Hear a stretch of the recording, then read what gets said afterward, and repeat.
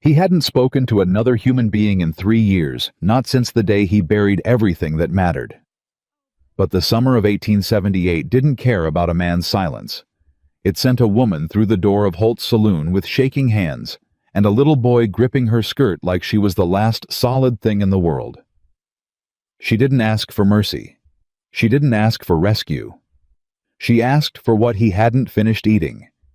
And that one quiet question cracked something open in Caleb Ward that he didn't know was still alive. If this kind of story speaks to your heart, subscribe to this channel and follow along until the very last word, and drop your city in the comments below so I can see just how far this story has traveled. The beans had gone cold an hour ago, but Caleb Ward didn't notice. He hadn't noticed much of anything in 3 years. He sat at the same corner table he always took back to the wall, face to the door, out of habit, more than caution. The Holt's Saloon in Ridgeback, Colorado, was the kind of place a man could disappear inside without anyone asking him why, and that suited Caleb Ward just fine. The other men drank and argued and laughed too loud for the hour. Caleb ate his cold beans and watched the door the way a man watches weather coming in off the mountains, not afraid of it, just aware. It was the 14th of July, 1878. Hot enough outside that the air coming under the saloon doors felt like breath off a furnace. Caleb was 36 years old and looked 50. Not from hard living exactly, but from something harder, from the specific kind of grief that hollows a man from the inside and leaves the shell walking around like everything's fine. His hair was dark and shot through with gray at the temples. His hands were rough from years of survey work, and rougher still from the winters he'd spent alone in the cabin, up on Archer's Ridge. He wore no gun on his hip, which was unusual enough in Ridgeback that new faces sometimes looked twice. The men who'd known him long enough had stopped looking at all. He forked the last of the beans into his mouth without tasting them, and set the fork down. That was when the door opened. She came in fast, not running, but close to it, and the difference between what she was doing and running was only the stubbornness in her spine. Caleb saw that spine first, before he saw anything else. Straight as a lodgepole pine. The kind of straight that costs something to hold. Then he saw the rest of her. Her dress had been blue once. Now it was the color of the road, brown-gray with trail dust, dark at the collar, with sweat, one sleeve torn at the shoulder seam, and pinned back up with what looked like a piece of wire. Her hair was dark red, and it had come loose from whatever she'd set it in, and strands of it were stuck to her face and neck. She was somewhere in her late 20s, maybe 30, and her face would have been lovely under different circumstances. At this moment, it was set like flint. She was carrying a boy on her left hip. The child was small. Caleb took him for 6 or 7, with the same dark red hair as his mother, and eyes too large and too serious for his age. He was wearing a man's shirt cut down and re-sewn to fit, and he was gripping the woman's dress at the shoulder with both fists. Not crying, not talking. Just holding on. The whole room noticed them in the way that rooms notice something worth commenting on. The murmuring started immediately. Lord have mercy, what did the cat drag in? Boy, she looks rode hard and put up wet. Somebody's wife, you reckon? Or somebody's problem? She didn't look at any of them. Her eyes moved across the room in a single sweep, systematic the way you'd scan for exits, and then they stopped on Caleb. He didn't know why they stopped on him, maybe because he was the only man in the room who wasn't already grinning at her misfortune. She walked toward his table. The boy watched the other men over her shoulder the whole way across the room. His grip on her dress didn't loosen. She stopped at the edge of Caleb's table. Up close he could see that she'd been crying not recently, but enough that her eyes were still swollen at the corners. He could also see that she was making a point of not showing him that she knew he could see it. "Sir?" she said. Her voice was steadier than it had any right to be. "Sir, I am sorry to disturb your meal." She glanced down at the plate in front of him, the mostly scraped beans, the heel of bread he hadn't touched. "If you're finished, and if you intended to leave that bread, my son hasn't eaten since yesterday morning." Dead silence at the table beside them. One of the men there snorted. "Well, I'll be," somebody said from the bar. What's next her asking for your boots? Caleb didn't look at whoever was talking. He looked at the woman. She was holding perfectly still, waiting, and the effort that stillness required was visible in the muscles of her jaw. She wasn't begging. She was asking. There was a difference, and she knew it, and she needed him to know it too. He looked at the boy. The boy looked back at him with those two large eyes and didn't say anything. Caleb picked up the plate and the bread both and held them out toward her. "Take the plate," he said. "He can have all of it." Something moved through her face there and gone so fast he almost missed it. Relief so sharp it was close to pain. "Thank you," she said. Just that. No performance, no overflow of gratitude. She meant it, and she said it, and she didn't dress it up any further. She set the boy down on the bench across from Caleb and put the plate in front of him. The boy looked up at her. "Go ahead, Liam," she said quietly. Liam ate with the focused attention of a child who understood, even at his age, that food was not something to be wasted or taken for granted. He tore the bread and ate it in pieces, and he used his fingers on the beans without embarrassment. And the woman stood beside him with one hand resting on his shoulder and watched the room instead of watching him eat. She was watching the door. Caleb noticed. He also noticed that she was listening. Not to the conversations in the room over those she had drawn a kind of wall. She was listening for something specific, something outside. "Sit down," Caleb said. She glanced at him. "If you're going to stand there watching the door," he said low enough that only she could hear, "you might as well sit down doing it. Standing makes you visible." A beat of silence. Then she pulled out the chair beside her son and sat. "Sarah," she said, not extending her hand. "Sarah Whitmore." "Caleb Ward." She nodded once like she was filing it away. "You're not from town." "No. Neither are we." She looked at Liam. He was working on the last of the beans. "We passed through Millhaven 3 days ago. Before that, Glen Ross." Caleb watched her. She was building something with those words, context explanation, but she was doing it carefully, rationing what she gave him. "You're heading somewhere?" he asked. "Trying to?" "Trying to covers a lot of ground." Her jaw tightened. "Denver. There's a territorial judge there. Federal court." She stopped, glanced at Liam, lowered her voice further. "I have documents. Papers that belong in front of that judge. I've been trying to get there for 2 weeks." "What's stopping you?" She didn't answer that one directly. Instead, she said, "How well do you know this town?" "Well enough." "Is there a stage that runs north from here?" "Departs Tuesday mornings, 7 o'clock. "Today is Sunday," she said. It wasn't a question.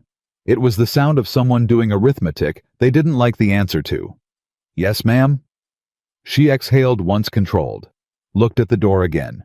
Caleb followed her gaze. The door was still closed. The street outside the saloon's front window was visible, dusty, heat-bleached, mostly empty in the afternoon heat. A couple of horses at the hitching post. A man in a gray coat standing near the far side of the street. Just standing. Caleb looked at that man for a moment. Then he looked back at Sarah Whitmore. "Is he yours?" he asked. She didn't look where he was looking, which meant she already knew exactly where he was and had known before she sat down. "No," she said. "He's not mine." "But he's watching this building." "He's been watching this building since I walked in." Caleb picked up his coffee cup. It was empty. He set it back down. "How many are there?" The question seemed to catch her off guard, or rather the directness of it did.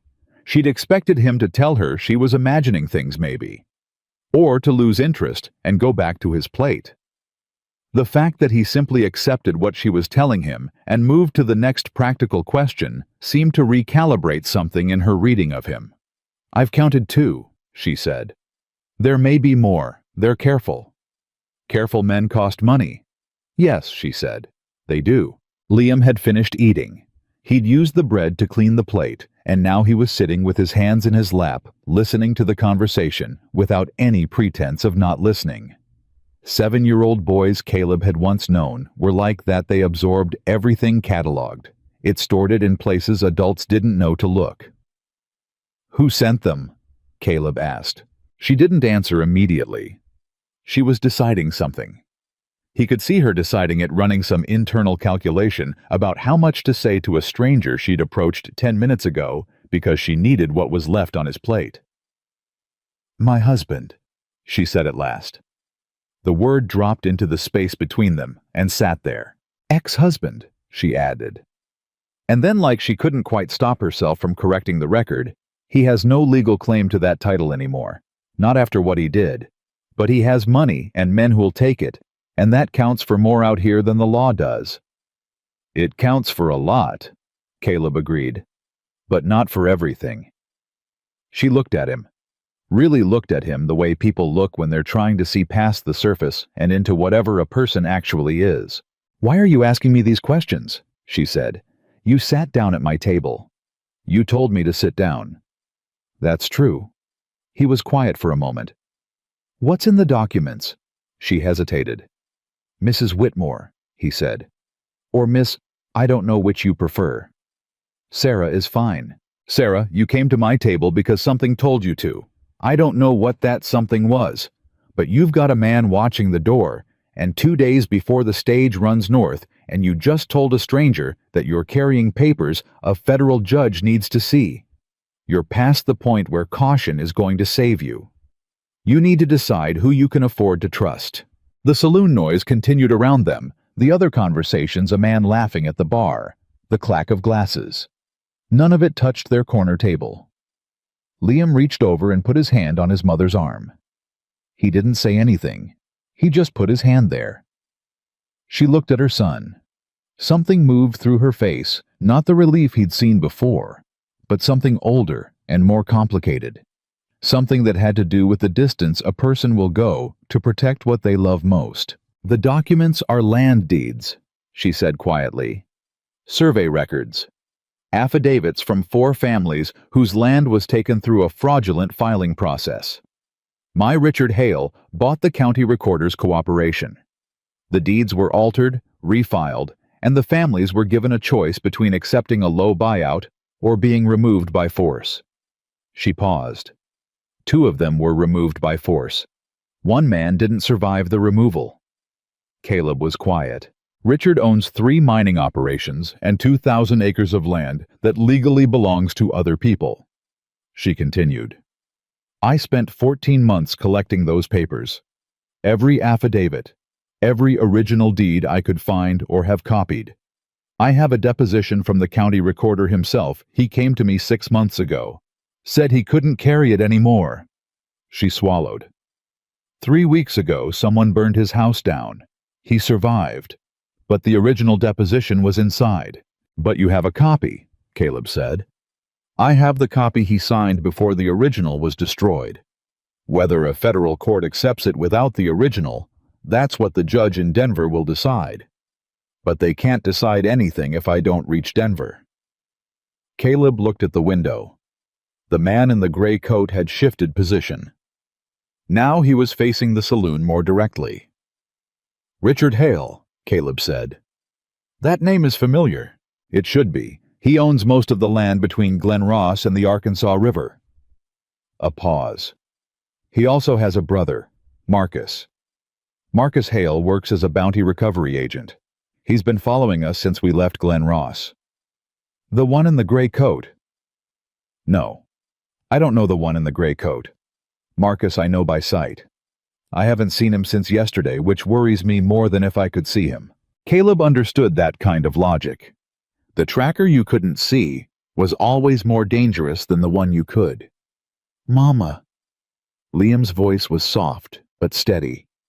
He was looking at the window. Both Caleb and Sarah looked. The man in the gray coat was gone. In his place, crossing the street toward the saloon, were 2 men. Neither of them was moving fast. They were moving with the specific, unhurried purpose of men who knew they had time, who had decided the quarry wasn't going anywhere. "Back door," Caleb said. "I don't know where—" "I do."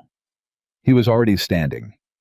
He pulled a coin from his vest pocket and set it on the table without counting it. "Pick him up," he said, nodding toward Liam. "Stay close." "You don't have to." "Mrs. Whitmore," he said, and something in his voice, not hard exactly, but settled like a stone that's been in place long enough to become part of the ground, stopped her. "I know. I'm choosing to." She looked at him for one more half second. Then she picked up Liam. Caleb moved through the saloon without hurrying, taking a path along the far wall behind the men at the bar, who were too deep in their own conversations to pay attention.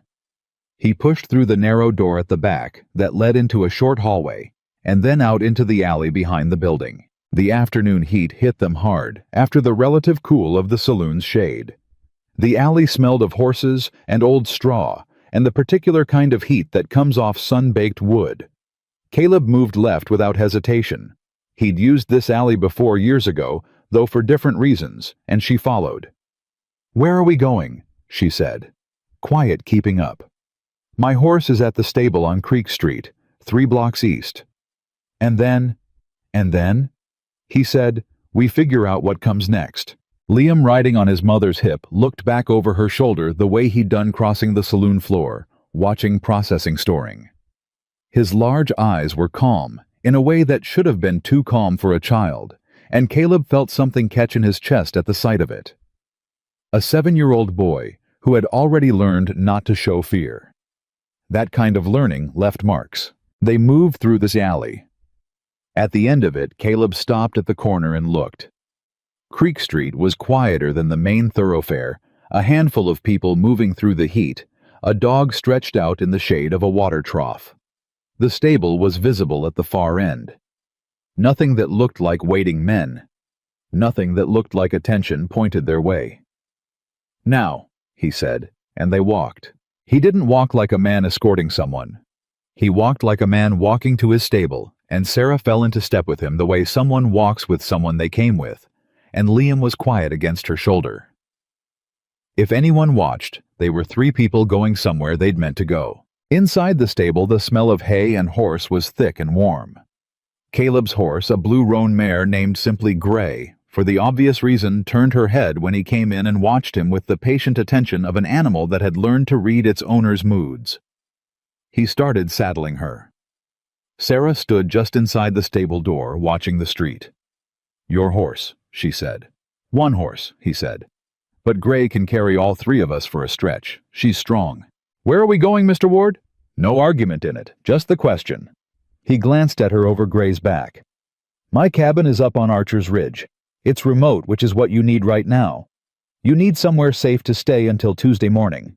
When the stage runs, I'll put you on it." "And if they track us there?" "They won't find it tonight. Tomorrow." He paused, checking the girth strap. "Tomorrow we deal with tomorrow." "That's not much of a plan." "No," he agreed. "It isn't." She was quiet for a moment. "Why are you doing this?" He didn't answer right away. He kept his hands busy with the tack, with the familiar movements that didn't require thought, and therefore let him think clearly. Why was he doing this? He turned the question over and looked at it. "Because that boy ate what I left on my plate," he said at last, "and he didn't make a sound. And because someone should have done something before it came to that and they didn't, and now I'm what's here." She watched him for a moment. Then she shifted Liam to her other hip. "His name is Liam," she said. "He's 7. "I know," Caleb said. "He told me. With his eyes." The boy's head turned at the sound of his name. He looked at Caleb with those grave, serious eyes. And then slowly, with the weight of 7 years of careful judgment, he nodded, like he'd made a decision of his own. Outside, somewhere on the main street, a door slammed. Then voices, not alarmed, just loud. But enough. Caleb bridled Gray in 3 practiced moves. "Up," he said. He lifted Liam first, setting him in the saddle, and then offered Sarah his hand. She took it without hesitation. That was the moment he understood she'd already made her decision about him somewhere in the saloon, and then she was up behind Liam, one arm around the boy, the other hand finding the saddle horn. Caleb swung up in front of them. "Hold on," he said. They rode out the back of the stable into the alley that ran behind Creek Street, and then turned north toward the ridge trail, and the town of Ridgeback fell behind them in the summer heat. At the edge of town, before the trail bent up into the timber, Caleb looked back once. Standing at the far end of the main street, still unhurried, watching them go with the calm attention of a man who is in absolutely no rush, was a figure he hadn't seen before. Not the men from the saloon. Not the gray-coated watcher. A different man. Lean and still, with a flat-brimmed hat pulled low against the afternoon sun. Watching. Caleb faced forward and kept riding.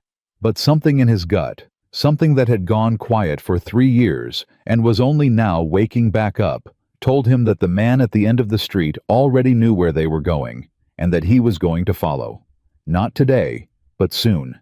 The trail up to Archer's Ridge was narrow and steep, and Gray climbed it without complaint, her hooves finding the packed dirt with the sureness of an animal that had made this ascent 100 times. Caleb kept her at a steady pace, not hurrying, not dawdling. Hurrying left tracks that were easier to read. Steady movement left tracks that looked like intention rather than flight.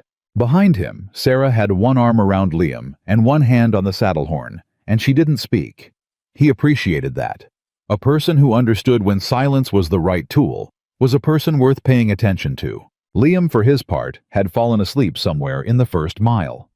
Just gone slack against his mother's arm, with the absolute trust of a child whose body had simply run out of fuel for staying alert.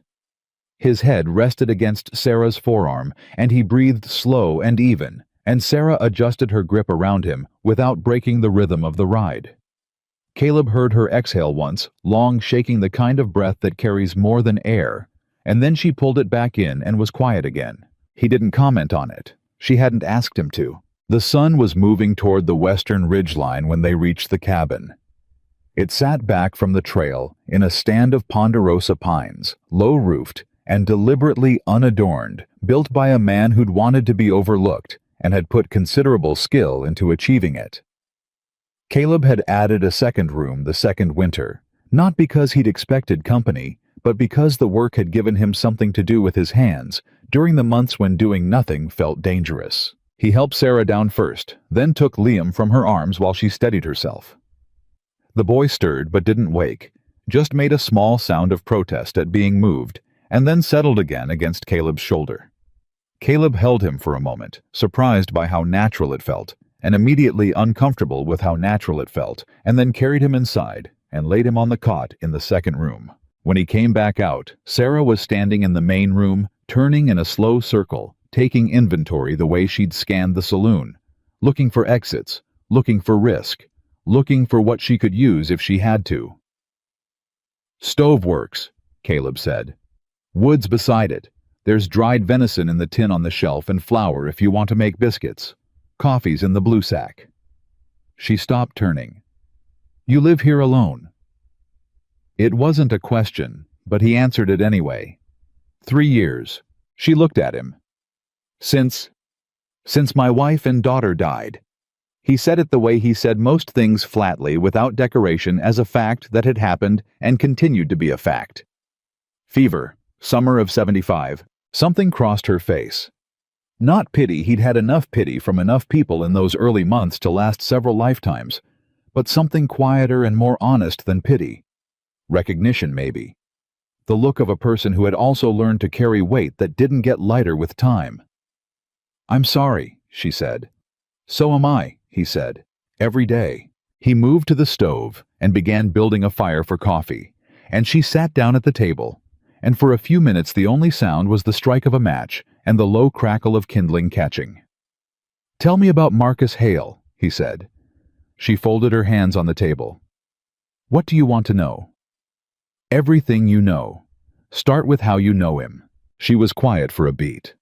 Then, "He came to our house, Richard's house, when Liam was 3. He was there a lot that year. He and Richard would meet in the study with the door closed for hours. I didn't know what they were discussing. I didn't ask. I'd already learned by then that asking questions in that house was its own kind of risk." "What kind of man is he?" "Patient," she said without hesitation. "That's the word. Not smart, not cunning patient. He can sit and watch something for days without moving. Richard used him for..." She paused, choosing her words carefully. Situations that required someone who could wait a problem out. Meaning he tracked people who ran.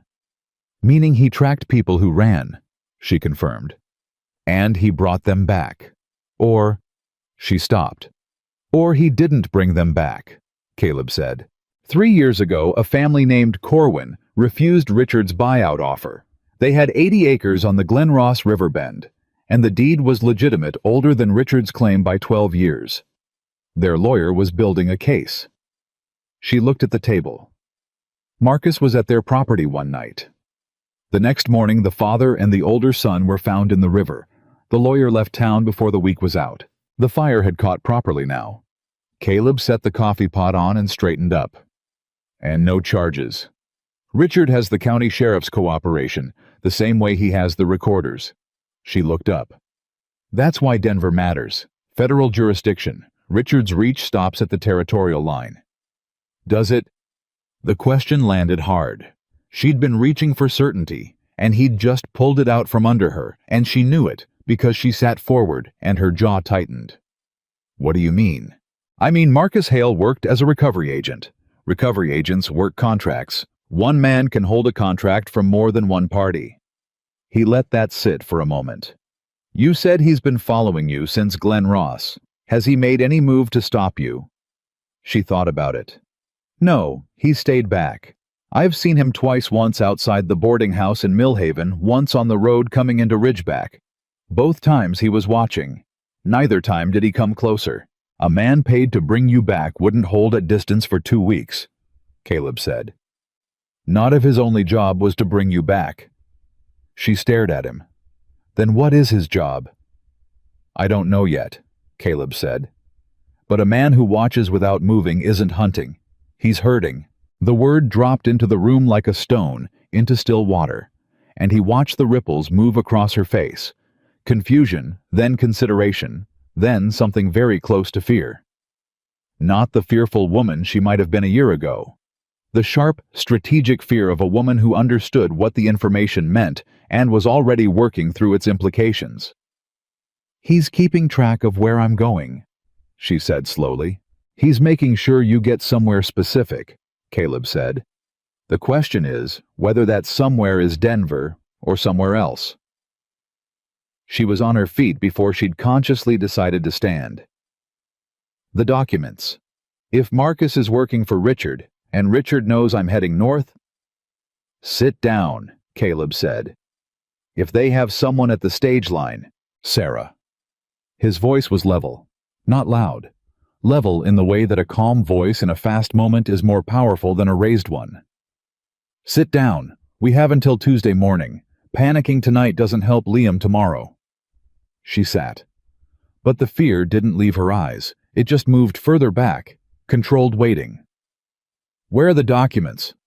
He asked. She reached into the collar of her dress and pulled out a slim oilskin packet sewn directly into the lining of her bodice. The stitching around it was tight and careful, not hurried work, but planned. She'd prepared this well before she'd run. The originals, the ones I have, are in here. The affidavits the recorders signed. Copy the altered deeds with the original filing dates still visible on the back. She turned the packet in her hands. I made one additional copy and sent it ahead 6 weeks ago to a lawyer in Denver named Thomas Greer. He was recommended to me by the recorder before the fire. Greer, Caleb said. Thomas Greer.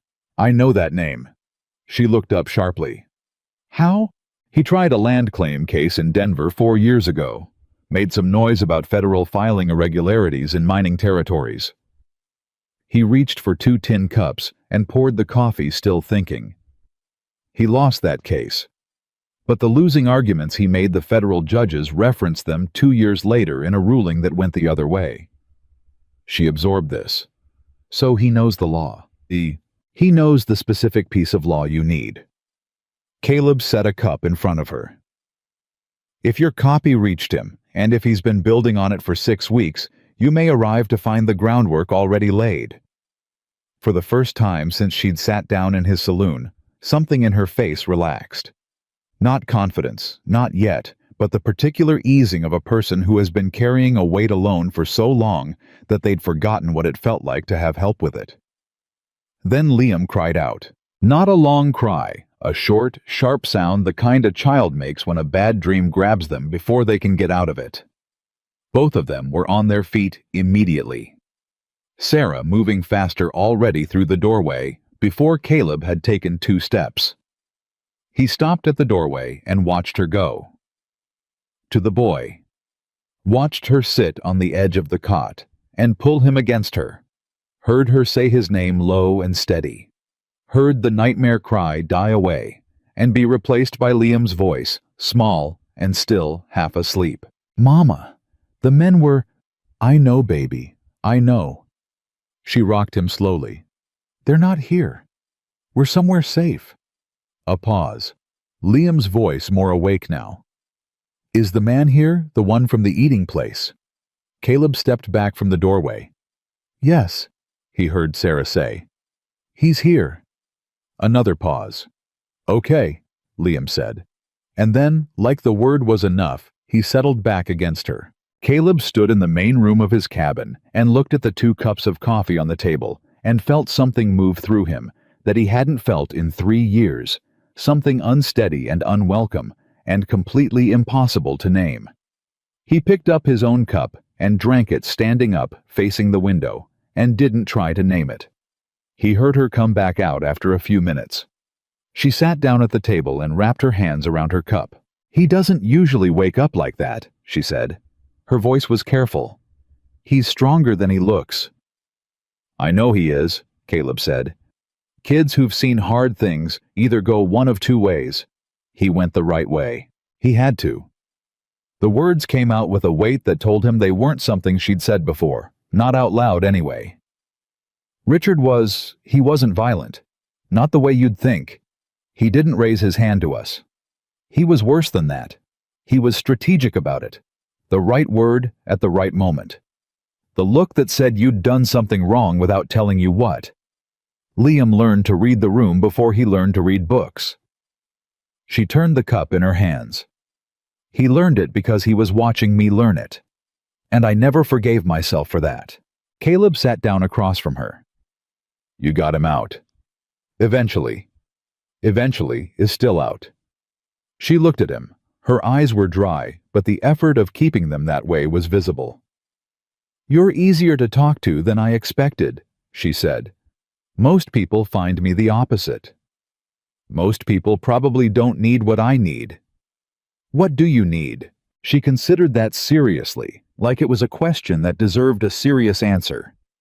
Someone who doesn't ask me to be smaller than I am, she said. Everyone I've met in the last 2 weeks, they see me running with a child, and they see a frightened woman who needs someone to take charge. Richard's men see a target. Strangers on the road see trouble they don't want. The boarding house woman in Millhaven saw charity. A pause. You sat across a table and asked me what was in the documents. That's the relevant question. That's what I mean. She set down her cup. Thank you. For tonight. For... She gestured at the room, at the cot in the other room, at all of it. This. Don't thank me yet, he said. We've still got 2 days. She almost smiled. Not quite, but close. 2 days? She agreed. He stood and moved to check the window, not because he expected to see anything in the dark, but because checking was its own kind of discipline. The ridge was quiet. The pines were dark shapes against a sky that was just starting to show stars. Then he saw it. A light. Down on the lower trail, the one that branched off toward the south face. Not a lantern, something smaller. The brief glow of a match lit and extinguished in seconds. A signal maybe, or just a man lighting a cigarette in the dark. But a man who hadn't known the trail wouldn't have been on that branch at all. That branch didn't go anywhere except up. He stood very still. The light didn't appear again. What is it? Sarah said behind him. She'd seen him go still. Nothing confirmed, he said. Get some sleep. I'll take the first watch. Caleb? He turned. She was standing at the doorway of the second room, one hand on the frame. If they come tonight, she said, the documents go with Liam. Whatever else happens, those papers stay with him. He knows to run and to keep running. I've told him that. He looked at her. The woman who had walked into a saloon with nothing left to lose and had still been standing straight. The woman who had spent 14 months collecting evidence against a man who had the law in his pocket. The woman who had, without any theatrical announcement, turned her 7-year-old into a plan of last resort. "Nobody's coming tonight," he said. "But I hear you." She nodded once, went into the room. He heard her settle beside Liam in the dark. Caleb sat down in the chair by the window, set his rifle across his knees, and watched the dark below the ridge for the rest of the night. Nothing moved. But nothing moving wasn't the same as nothing being there, and he knew the difference, and knowing it kept his eyes open until the first gray light of morning. It was Monday. One day before the stage. Sarah was up before full daylight, moving quietly in the kitchen, and the smell of coffee and something cooking drew Liam out of the second room, looking considerably more himself than he had the night before. He appeared in the doorway with his hair standing up on one side and a serious expression that seemed to be his default. He looked at Caleb, who hadn't moved from the chair. "You stayed up," Liam said. "Yes." "Why?" "To watch." Liam considered this with the gravity of a small philosopher. "Mama does that too," he said. "Watches at night." He crossed the room and stood beside Caleb's chair and looked out the window at the morning. "She said you're going to help us get to Denver." "That's the plan." "What's Denver like?" Caleb thought about this. "Bigger than here. Noisier. Has a federal courthouse on Larimer Street, which is what matters right now. Mama says the judge there can make things right. That's what she's hoping." Liam looked up at him. "Do you think he can—" Caleb met the boy's eyes. He could have given him the easy answer, the reassuring one, the one designed to quiet a child's worry. He looked at Liam's face and decided the boy didn't want the easy answer. He wanted the true one. "I think your mother has done everything right," he said. "I think she's collected proof that's hard to argue with. Whether the law uses it the way it should, I can't promise that. But if you get there, you've got a fighting chance. And a fighting chance is more than most people start with." Liam nodded slowly. "Okay," he said for the second time. Like the word was his way of absorbing something and deciding to carry it. Sarah appeared from the kitchen with 3 tin plates and set them on the table without comment. She'd made biscuits and fried the venison, and she'd done it with the efficiency of someone accustomed to working in unfamiliar kitchens with whatever was available. She caught Caleb's eye as she sat down, and he answered the question she hadn't asked out loud. "Movement on the lower trail last night," he said low enough that Liam, reaching for his biscuit, might not catch it. "Nothing definitive. Could be an animal. Could be a rider who knows the South Branch." Her face didn't change. "How many people know this property exists?" "A few people in town knew I came up this way when I first arrived. 3 years of nobody seeing me ride out of here regularly, most of them have forgotten." He picked up his fork. "But a man who's been in Ridgeback asking questions about a lone rider, he might have talked to one of those few." "Marcus," she said. Not a question. "Or someone working with him." She put her fork down. "We can't wait for Tuesday. The stage is the safest route north. If we ride independently, we're 2 people and a child alone on open road. If they know we're here, we're 2 people and a child alone on a ridge." She kept her voice flat and level, but her eyes were sharp. "The stage stops at Millhaven first. Millhaven is where I stayed 3 nights ago. If Marcus is coordinating, if he told someone in Millhaven to watch for me—" She stopped, and Caleb saw it at the same moment she did the thing that had been sitting wrong since the night before, since the moment he'd said the word, hurting. Marcus Hale hadn't stopped her. Not in Millhaven, not on the road, not in Ridgeback with 2 men walking through a saloon door. He'd let her run. He'd let her collect food, find shelter, make the next town. He'd stayed back far enough to track, but close enough to know. And if he was working for Richard, and if Richard wanted the documents destroyed, the simplest move would have been to take them on the road between Glenross and Millhaven, when Sarah was alone and the chance was clean. He hadn't. "He's not trying to stop you," Caleb said, and heard the weight of it in his own voice. He's trying to see who you talk to. Sarah went very still. If you walk into a federal judge's office in Denver with those documents. Caleb continued working it through out loud. And Richard challenges their legitimacy. He needs to know who helped you. Who else has seen them? Whether there are copies beyond the one you carry and the one Greer has. He looked at her. You are not the target, Sarah. You're the trail. He's been following you because you lead to everyone who can corroborate what you know. The silence at the table was total. Even Liam had gone still, biscuit in hand, watching his mother's face. Then Sarah said quietly, and with remarkable steadiness, Thomas Greer. Yes. If Marcus tracks me to Greer's office, Richard builds a list of everyone who needs to be discredited or silenced before the case ever reaches a judge. She stood up from the table and walked to the window. Her hands were at her sides, and they were not shaking, but he could see from the set of her shoulders how much will it took to keep them still. I sent Greer a letter 6 weeks ago with a copy of the documents. She set her back to him. He wrote back to a false name at a post office box in Millhaven. I picked the letter up 4 days ago. She turned around. He confirmed receipt. He said he'd been in contact with 2 of the dispossessed families, the ones still alive, and that they were willing to give depositions in federal court. He was expecting me this week. Did you write back to him? No, the timing was too tight and I didn't want another letter in transit that could be intercepted. Then Greer doesn't know your exact route.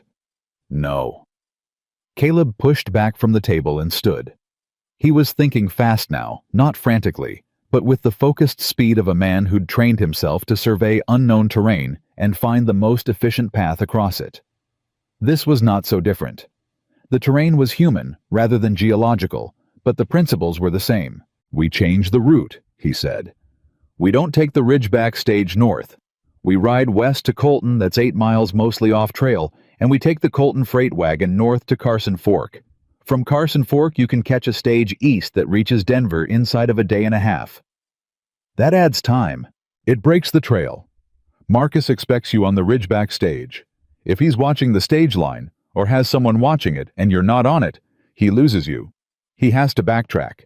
That buys you the gap between Colton and Denver. She looked at him for a long moment. You know this territory. I surveyed it. 12 years from Laramie to the Arkansas River. A pause.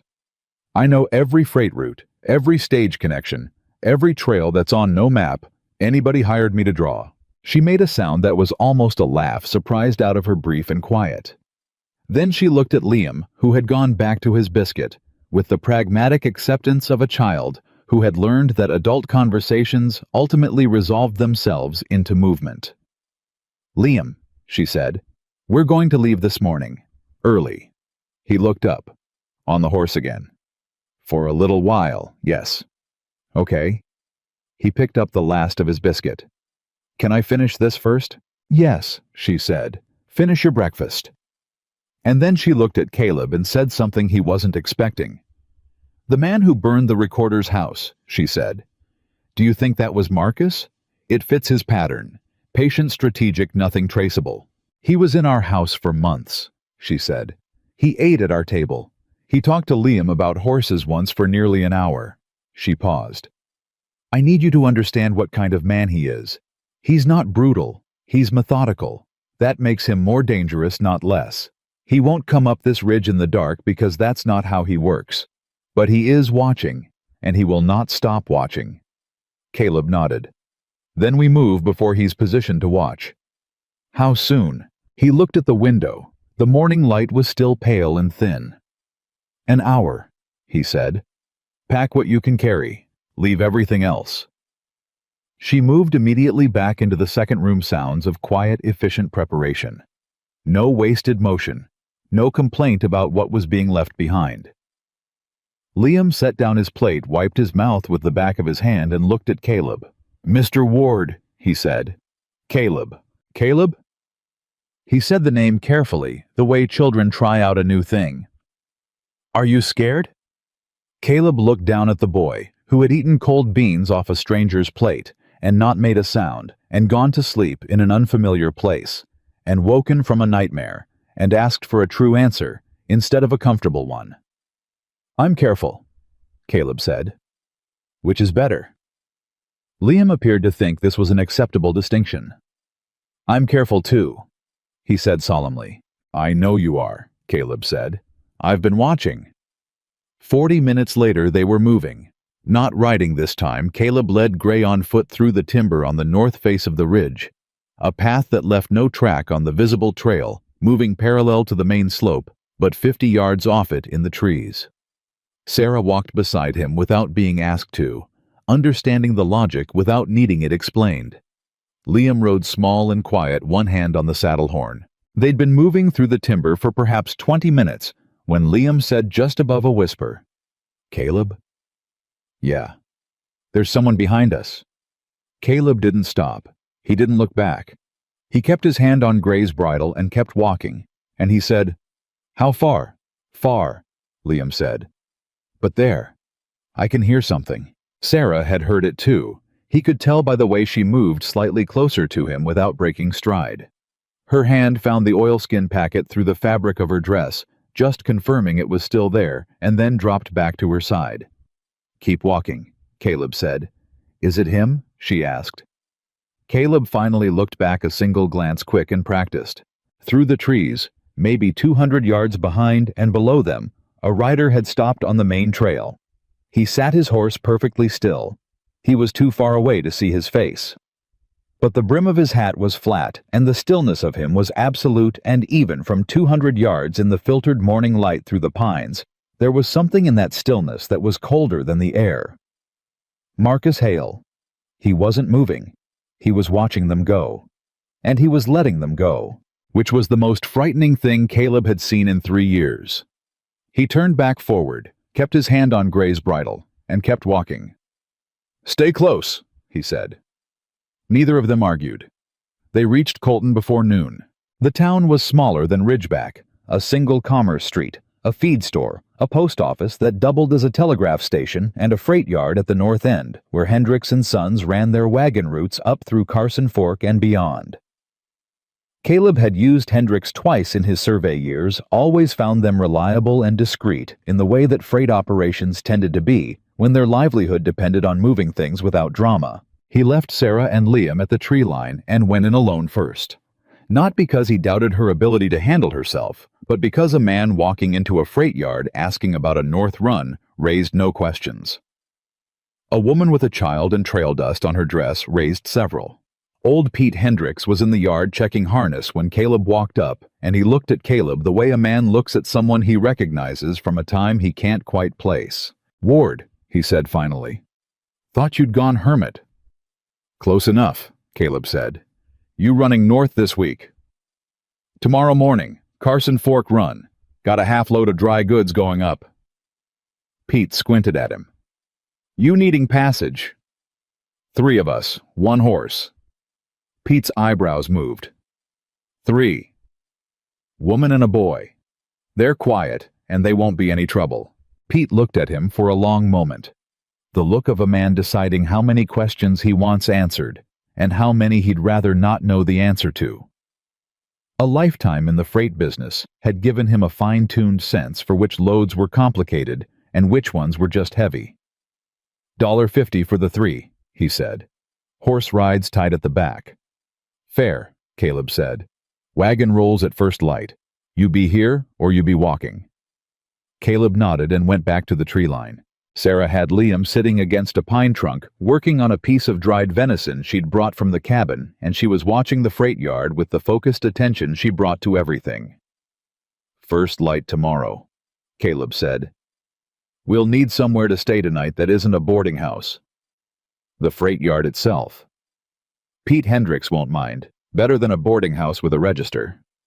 She nodded, still watching the yard. Then, "We were followed to the tree line." He went still. "You're certain?" Liam heard him first. Then I saw movement on the South Ridge rider's single holding position. She turned to look at Caleb. He didn't follow us into the tree line. He stopped at the edge and watched. "Same pattern," Caleb said. "Same pattern," she agreed. Her voice was steady, But there was something behind her eyes now, a calculation running urgent and cold. "Caleb, if Marcus knows we're in Colton, he knows we came west instead of north. He doesn't know our route beyond that. He'll figure it out. There aren't many options from Colton that go north. He's one man on a horse. We'll be on a freight wagon at first light with a half-day lead." "You keep saying things like that," she said quietly. "Like what?" "Reassuring things. Things designed to make the next step feel manageable." She looked at him directly. "I appreciate it. I need you to also tell me when you're saying them, because you believe them, versus when you're saying them, because I need to hear them." He looked at her. The afternoon light was coming through the pines at an angle that caught the red in her hair and made her look for a moment like a woman from a different story. One where the choices were smaller and the stakes were personal rather than catastrophic. Then she blinked, and she was just Sarah Whitmore again, sharp-eyed and exhausted, and running on something stronger than hope. "I believe them," he said, "but only for tonight. Tomorrow is where it gets harder. Then I'll worry about tomorrow, she said. And then to his surprise, she looked down at Liam and said, "Finish your venison, sweetheart. We're staying in a freight yard tonight." Liam looked up. "Like camping." "Exactly like camping," she said. "Okay," he said in his way. They spent the night in Pete Hendrix's empty equipment shed, and Caleb slept in front of the door with his rifle, and nothing came. But twice in the night, he heard Gray shift and stamp in that specific way horses had when something in the dark made them uneasy, and twice he checked the window and saw nothing, and both times the space between seeing nothing and believing nothing was there grew a little wider. The wagon rolled at first light as promised. Pete had 2 men riding up top, his son Corey, and a younger man named Dell, who didn't talk and wasn't asked to. Caleb rode on the bench beside Pete. Sarah and Liam settled in the wagon bed among the dry goods crates, and Sarah pulled a canvas tarp over their legs against the morning cold, and Liam was asleep again within 20 minutes of rolling. "Boy sleeps like the dead," Pete observed, not unkindly. "He's had a hard week," Caleb said. Pete was quiet for a while, handling the team with the loose-wristed ease of a man who'd been doing it for 40 years. Then, she in trouble. Working her way out of it. Another long silence. "Her husband." Caleb glanced at him. Pete shrugged. "It's always the husband, or it's the law, and she don't look like a criminal." "Ex-husband," Caleb said. "Powerful man, wrong kind. They're all the wrong kind when they've got power they didn't earn." Pete spat off the side of the wagon. "My wife's sister went through something similar. 15 years ago up in Wyoming. Different kind of wrong, same amount of it." He was quiet again. "You doing this for her or for you?" The question landed sideways. Caleb sat with it for a moment. "I don't know yet," he said honestly. Pete nodded like that was a reasonable answer and didn't ask anything else. They made Carson Fork by mid-afternoon. The town was bigger than Colton, big enough to have a proper stage depot and a hotel with 3 floors, and a telegraph office that operated independently of the post. Caleb helped Sarah and Liam down from the wagon and untied Gray and stood for a moment taking the measure of the street. "Stage to Denver," he said. "Departs tomorrow morning, 6 o'clock. "We buy tickets now," Sarah said. "Under a different name." "What name?" She thought for exactly 2 seconds. "Ward," she said. Sarah Ward. And Liam Ward. Something moved through him at the sound of it, swift and unexpected, like stepping on ground that was softer than it looked. He kept his face even. "Fine." She caught something in his expression anyway. She caught most things, but she let it pass without comment. They took a room at the hotel. 1 room with 2 beds, no discussion required. Caleb paid in cash and put it in his own name separately in the room next door. He wanted his name visible on the register. If Marcus Hale had someone checking arrivals in Carson Fork, he wanted them looking at a single man traveling alone, not a family. He knocked on their door an hour after they'd settled. Sarah opened it immediately. She'd been sitting close enough to hear footsteps in the hall. "I'm going to the telegraph office," he said quietly. "I want to send a wire to Thomas Greer." Her eyes sharpened. Telling him what? Not telling him anything specific. Asking him to confirm his address and that he's still expecting visitors. If he wires back, we know he's there and he's safe. If he doesn't, Caleb paused, we know something else. If Marcus has been watching me, he may have gotten to Greer already. Which is exactly why I want to know before we walk into his office. She was quiet for a moment. Then, wire him under a name he won't know, something that could be from anyone. But include a phrase he'll recognize from my letter, something only he and I would connect. What phrase? She thought for a beat. Tell him the Corwin deed original filing. He'll know that's from me. He referenced it specifically in his reply letter. Caleb nodded. Stay in the room. Lock the door. Don't open it for anyone until I knock twice and say my name. Caleb. She stopped him with a hand on the doorframe, not touching him, just placed there close enough that he felt the intention of it. Be careful. He looked at her hand on the doorframe, then at her face. There was something in the way she'd said it, not performed concern, not the reflexive politeness of someone who didn't know what else to say. She meant it with the particular weight of a person who had already lost things and was doing the math on what losing more would cost. Always am, he said, and meant it differently than he had in years.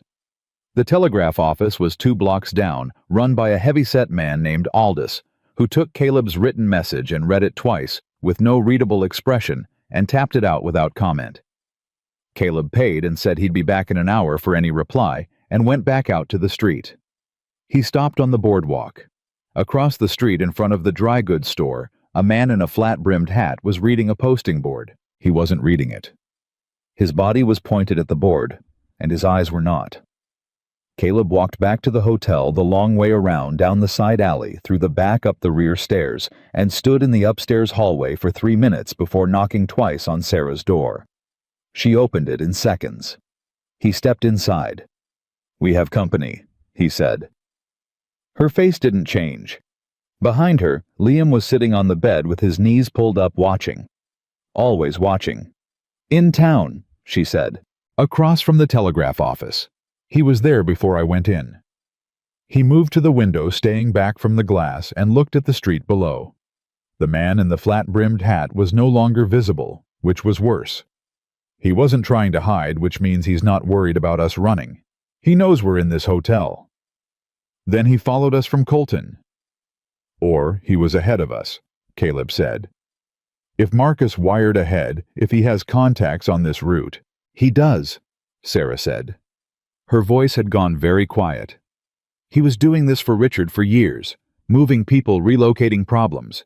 He knows every town between Glen Ross and Denver. She stood very still. Caleb, the stage tomorrow morning. If they know we're on it, they can't stop a stage in Carson Fork. Too many witnesses. He turned from the window. But they can stop one on the road north of town. The room went quiet.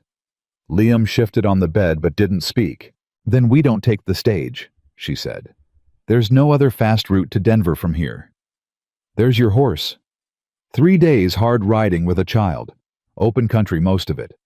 He shook his head. That's exactly the kind of exposure Marcus wants. A stage has other passengers, a driver, a shotgun man.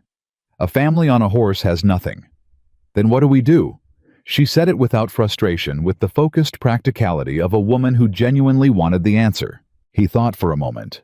Then, we take the stage, but not as ourselves. She looked at him. Pete Hendricks' son is riding back tomorrow after he delivers. Corey Hendricks. He's about my height. He looked at her. You need different clothes. Something that says Denver businesswoman, not trail refugee. The hotel might have something women leave things. Or we buy from a store here tonight. And Liam. Liam's easy. Clean him up, put him in a proper shirt. He reads as a normal child to anyone who doesn't know what they're looking at. He paused. The man watching us, he's seen you in that dress twice. He knows your hair. Tonight we change everything we can change. She absorbed this. Then she said slowly, You've done this before. Not this exactly, but something like it. He was quiet for a moment. I surveyed disputed territory for 12 years. Sometimes that meant moving through land where one faction or another would have preferred you weren't moving through it at all. He left it there. She nodded. Tell me what you need me to do. What followed was 2 hours of the most mundane problem-solving Caleb Ward had done in years, and he found to his own mild surprise that he didn't mind it. He went to the dry goods store alone and bought a serviceable gray traveling dress, a pair of gloves and a hat with a wide brim and a short veil. He stopped at the barber next door and had his own beard trimmed close and his hair cut shorter, and emerged looking. He admitted considerably less like a man who'd been living alone on a ridge for 3 years. He picked up the telegraph reply on the way back. He read it on the street standing still. He read it twice. Then he folded it and put it in his pocket and went back to the hotel. Sarah had done what she could with what she had. Her hair was up in a different arrangement, pinned tight, which changed the shape of her face in ways that mattered.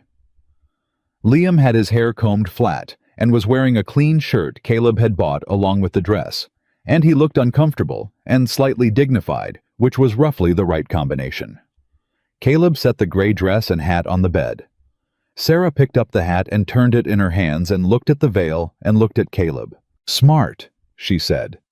"Greer wired back," Caleb said. She went still. "And—" He pulled out the folded paper and handed it to her. She read it. Her face changed not dramatically, not with any particular readable expression, but he was watching closely enough to see what moved through it. First relief, then confusion, then something colder, something that sat behind her eyes and calculated. She looked up. "He says he never received the documents." "Yes, I sent them 6 weeks ago." He wrote back confirming receipt. "Someone wrote back confirming receipt," Caleb said carefully. The silence that followed was the specific silence of a person whose architecture of safety has just developed a crack that goes all the way through. "The post office box in Millhaven," she said. Her voice was absolutely level. "Someone intercepted the reply, wrote a false confirmation. Let me believe the documents were safe in Denver, while the real copy sat somewhere else," Caleb said, "or was destroyed." Her jaw was tight. "Which means the only copy that exists of any of it is what I'm carrying." She touched the oilskin through the fabric of her dress. "Everything we're running toward Greer the federal court. The depositions from the families he's been building that, but without the documentary evidence. Without the original deeds, the altered filings, the recorder's signed statement. He can't make the case stick," Caleb finished. She sat down on the edge of the bed. Not collapsing, sitting deliberately the way a person sits when they need their mind to work and their body to stop moving so it can. Liam came and stood beside her without a word, and she put her arm around him automatically, and he let her. "Richard knew," she said.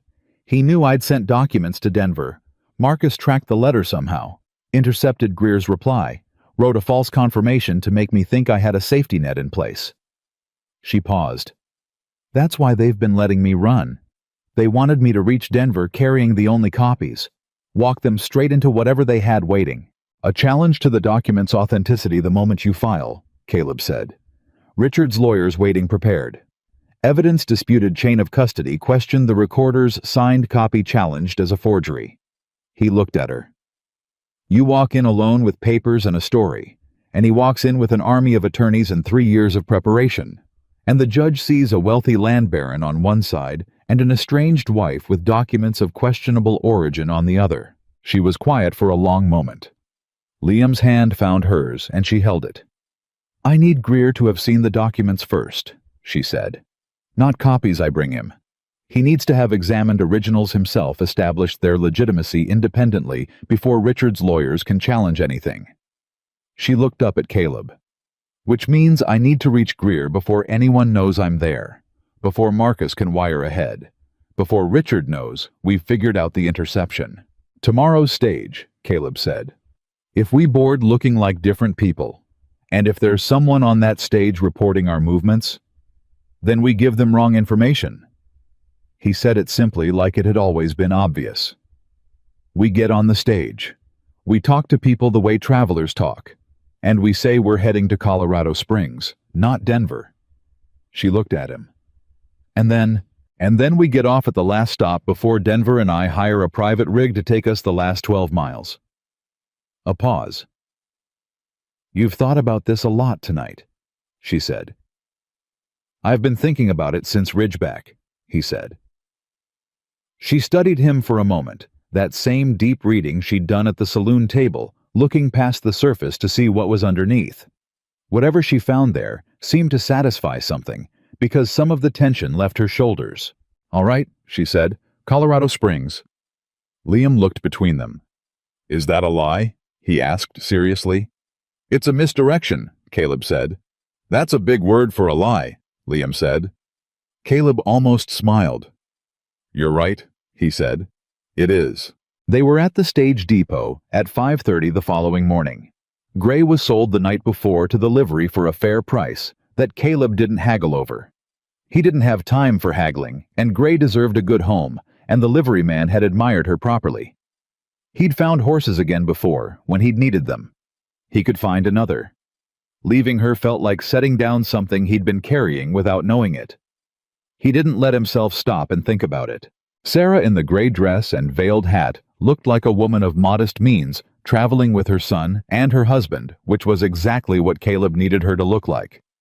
He'd bought himself a clean shirt and a vest, and he was carrying no visible weapon, which changed everything about the impression he made. They looked like people with a destination and a reason, and no particular story worth paying attention to. There were 6 other passengers on the stage, a salesman with too much luggage and a persistent cough, 2 older women traveling together who were clearly sisters and who spent the entire boarding process disagreeing about where to put their bags, a young man of perhaps 20 who had the look of someone heading somewhere he'd been told not to go, and a quiet man in a brown coat who took the rear-facing seat in the corner and pulled his hat low and said nothing. Caleb looked at the man in the brown coat once. Then he looked at Sarah. She gave him a small nod she'd already noticed. They settled into their seats. Liam, wedged between them, looked at the 2 bickering sisters with barely concealed fascination, and for once had the wisdom to say nothing. The stage rolled. 40 minutes out of Carson Fork, the young man of 20 struck up a conversation with the salesman, and the sisters reached some temporary truce about their luggage, and the ordinary noise of travel settled over the coach. The man in the brown coat said nothing. He also did not sleep. His eyes, when visible under the hat brim, moved at regular intervals to the window, and then to the other passengers, and then back to the window. Watching the road, Caleb leaned slightly toward Sarah. He said quietly, almost without moving his mouth, "Brown coat, back corner." "I know," she said at the same volume. She was looking at Liam as if speaking to him. "He boarded after us." "He wasn't on the street when we arrived." "No." A pause. "Side door of the depot. I saw him come through." "He's not looking at us specifically," Caleb said. "He doesn't need to. He knows who we are. He's watching the road. Watching for what went unspoken between them because they both knew. A signal. A rider running alongside. A roadblock on a narrow stretch where a stage slowing down for a curve was just a stage slowing down for a curve until suddenly it wasn't. Liam reached into his mother's coat pocket with the practiced stealth of a child who'd learned to ask for things without asking, and produced a small piece of hard candy she'd bought him the night before. He unwrapped it with careful quietness. For 30 miles, nothing happened. The road north was open and summer hot, the sun pushing into the coach in hard slanted bars, and the conversation around them continued and faded and continued again. Caleb watched the terrain through the window with the eye of a man who'd spent a decade learning to read land, measuring each curve and descent, noting where the road narrowed and where it opened, where a horse could approach unseen and where it couldn't. 70 miles out the stage, stopped at a relay station to change horses. Caleb stepped out with the other passengers. Stretched. Walked casually toward the water trough near the corral. The relay station hand, a boy of maybe 16, was watching the road to the south with the particular attention of someone who'd been told to watch for something specific. Caleb reached the trough. He let his hands rest in the water. He said without looking at the boy, "You expecting someone?" The boy startled. "No, sir. Just man rode through a while ago. Said to watch for a gray freight wagon." Caleb said. He dried his hands on his trousers. What'd he look like, the man who asked? "Lean fella, real quiet, flat brim hat." Caleb kept his voice even. "He pay you to watch?" The boy looked at him sideways. "Dollar." Caleb reached into his vest pocket, produced $1 of his own.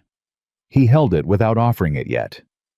"You see a gray freight wagon, or a man and a woman with a boy, or anyone at all on this road, forget you saw anything. You never spoke to the man with the flat hat. You were inside all morning." The boy looked at the $1, then at Caleb's face. Whatever he saw there helped him decide quickly. "Inside all morning," he said. Caleb put the $1 in the boy's hand and walked back to the stage. He met Sarah's eyes as he climbed in. "Marcus was here before us," he said quietly. "He rode ahead. He's not behind us. He's in front of us." The color in her face shifted. "He knows the route. He's setting something up further north." Caleb settled back into his seat. "We don't go to Colorado Springs. We get off at the next stop, Morrison Crossing. We find a rig there. That puts us 30 miles short of Denver. 30 miles we cover at night." He looked at her steadily. "They're not watching for night riders. They're watching for a stage." She held his gaze. He could see her running the math risks alternatives, the weight of the documents against her ribs, the weight of her son against her side. "All right," she said. Liam looked up from his candy. He'd been listening the whole time, of course.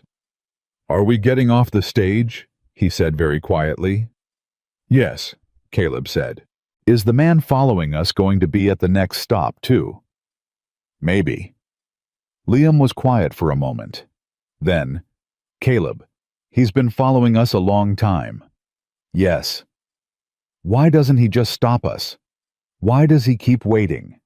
The question cut straight to the center of everything Caleb had been trying to work out since Ridgeback.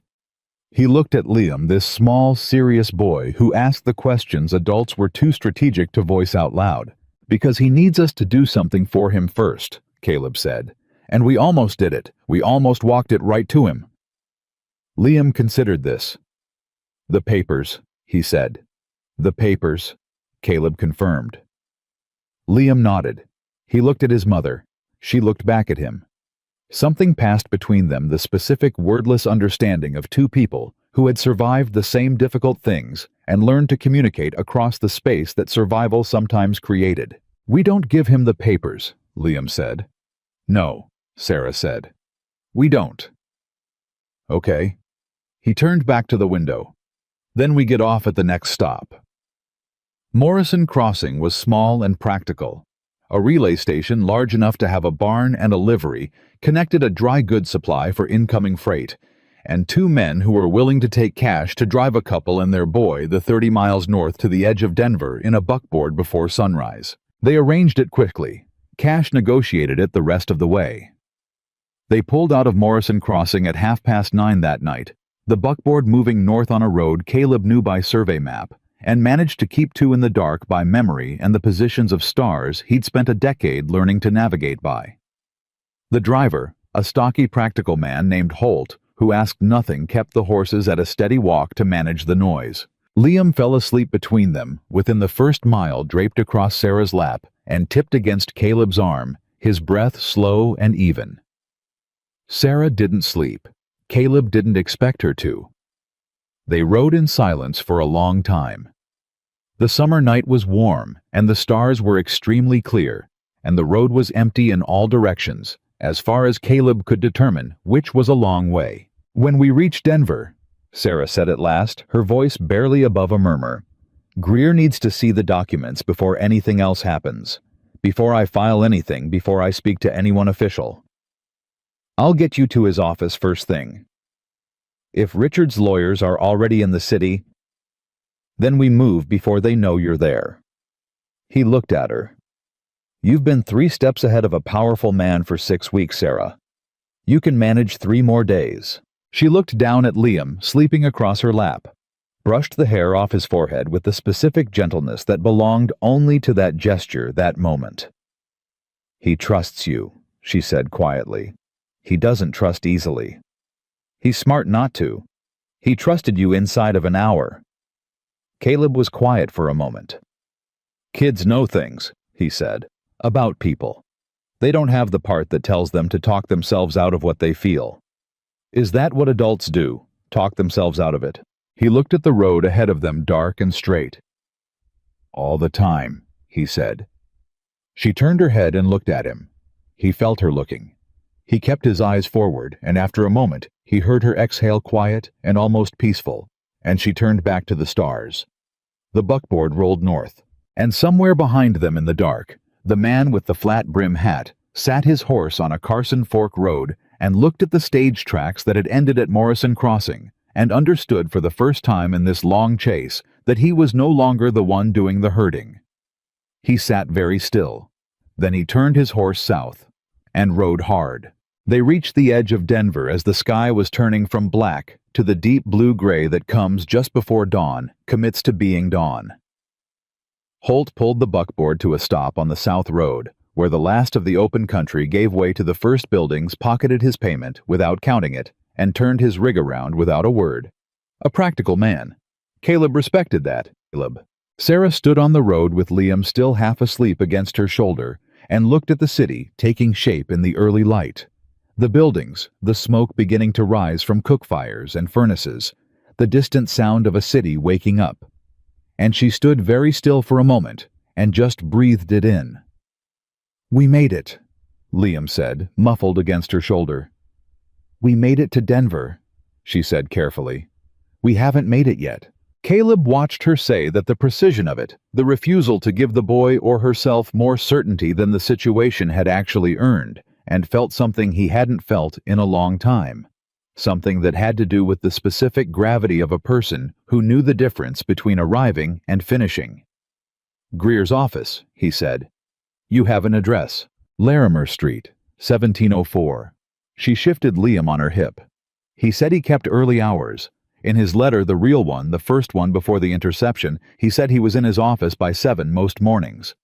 Caleb looked at the sky. "We have about an hour. Then we find somewhere to wait that isn't a hotel lobby." They found a diner 2 blocks in the kind that opened for miners and freight workers, and people who started their day before the rest of the city had decided to start theirs. The woman behind the counter didn't look at them twice, which was exactly what Caleb wanted. He ordered coffee and oatmeal and a soft-boiled egg for Liam, and Sarah sat across from him and wrapped her hands around her cup, and finally, for the first time since he'd known her, looked tired. Not defeated, just tired in the way that a person looks when they've been holding themselves at full tension for so long that their body seizes the first available moment of relative safety and presents the bill. "Sleep when this is over," he said. "I'll sleep when it's filed," she said. Then she looked at him across the table. "Caleb, when we walk into Greer's office, whatever he tells us, whatever the condition of the case is, I need you to know something." "What?" "I am not walking out of that office without filing. Whatever they challenge, whatever Richard's lawyers do, or have already done, I don't care. I have the documents. I have the recorder's signed statement. I have the names of 4 families, and 2 of them are willing to testify in person." She held his gaze. "I have been building this for 14 months, and I have carried it through 6 weeks of running, and I have not lost a single page. I am not stopping now." "I know," he said. "I need you to know it in advance," she said. "Because when we get in that office, things may move fast, and I need to know that you're with me when they do, not protecting me from it, with me in it." He looked at her across the diner table, this woman who had walked into a saloon with a child on her hip and asked for what was left on a stranger's plate, and somehow turned that into the most determined forward movement he'd witnessed in years. "I've been with you since Ridgeback," he said. "That hasn't changed. Something moved through her face, quick and quiet. She picked up her coffee cup and didn't say anything more, and he understood that was because she didn't trust herself to say anything more, and he let it be. Liam ate his egg with complete concentration and said when he was finished, "What does a lawyer's office look like?" "Like a room with a lot of books," Caleb said. "More books than the school in Glen Ross." "Oh, probably." Liam appeared to find this satisfying. Thomas Greer's office was on the second floor of a narrow building on Larimer Street, above a land title company that was not yet open for the day. The door at street level was unlocked, which meant someone was already in the building, and Caleb went up the stairs first with Sarah and Liam close behind. The door at the top of the stairs read T.J. Greer, Attorney at Law, in gold leaf lettering that was starting to flake at the edges. Caleb knocked. A pause. Movement from inside. Then the door opened. Thomas Greer was a man of perhaps 60, compact and sharp-eyed, beneath a pair of reading spectacles he was in the process of removing. His desk behind him was covered in papers, arranged in the specific organized chaos of a man who knew exactly where everything was and would brook no interference with the system. He looked at Caleb, then at Sarah. Then he said, "Mrs. Whitmore." "Mr. Greer," she said. "Come in," he said immediately, standing back from the door. "Come in and close it and tell me what happened, because the wire I received from Carson Fork last night has had me up since 3 in the morning. They came in and closed it. Greer moved behind his desk but didn't sit. He was looking at Sarah with the intense focus of a man who'd been working a complicated problem and had just been handed a piece he hadn't known was missing. "The documents," he said. "You have them." She reached into the bodice of her dress and produced the oilskin packet. She set it on his desk. He put his spectacles back on and opened the packet with careful hands and was silent for a long time.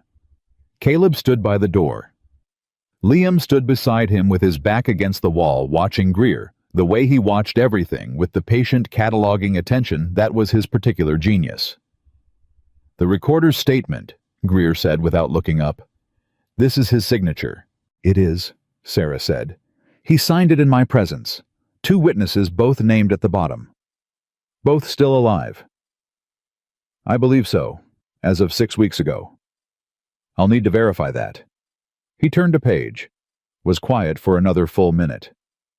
"The original deed filings, you have 4 of them. 4 families. The Corwins lost their deed entirely when their house was cleared. Their claim would rest on county records, but I have affidavits from both the father and the surviving son. The father is still living. Yes, last I knew he was in Pueblo." Greer looked up for the first time since he'd started reading. He looked at Sarah with an expression that was not quite hope and not quite relief, but something built from both of those things, and reinforced with the specific resolve of a man who knew exactly how much work he was looking at and had already decided to do it. "Mrs. Whitmore," he said, "I want you to understand something clearly. The case as I've been building it without documentary evidence, relying on depositions alone, would have been a difficult argument. Federal courts expect paper. They expect chain of custody. They are suspicious of a case that lives only in testimony." He tapped the oilskin packet. "What you've carried to this office changes that entirely. Richard will challenge the authenticity," she said. "Of course he will. That's why I need 2 to 3 days to establish independent authentication. I have a document examiner I trust, and I want the judge to hear from him before Richard's lawyers have a chance to muddy the water." He looked at Caleb. "And you are?" "Caleb Ward," Caleb said. "I'm the man who got her here." Greer studied him for a moment. "Are you prepared to provide a statement your role in transporting Mrs. Whitmore and these documents from Ridgeback to Denver, the route taken, the attempts made to intercept you, the evidence of coordinated interference with her legal process?" Caleb hadn't considered that. He considered it now in the space of about 3 seconds. "Yes," he said. Good." Greer set down the packet and picked up a pen. "Because Richard Hale's interference with a witness in a federal proceeding is its own charge, independent of the land fraud. And the man you've described, Marcus Hale, if he is operating as a federal recovery agent while simultaneously working to obstruct a federal case, The implications go considerably beyond a land dispute in Glen Ross. Sarah was very still. What are you saying? I'm saying that what you've brought me may be significantly larger than what either of us understood 6 weeks ago. Greer looked at her steadily. And I'm saying you were right to fight for it. Sit down, Mrs. Whitmore. Mr. Ward. I have a great many questions, and I'd like to start from the beginning. For the next 2 hours, Thomas Greer asked questions and took notes in a handwriting so small and precise it looked like type, and Sarah answered them with the thoroughness of a woman who had been preparing to tell this story for 14 months and knew every detail of it. Caleb added what he could: the men at the Ridgeback Saloon, the rider on the lower trail, the relay station boy at Morrison Crossing, the man in the brown coat on the stage. Each piece placed into Greer's ledger of the case with a nod and a note and a follow-up question. Liam sat in the corner of the office and looked at the books, and did not fall asleep, which Caleb found admirable. Halfway through the second hour, while Greer was walking Sarah through the timeline of the county recorder's approach to her, Caleb heard something.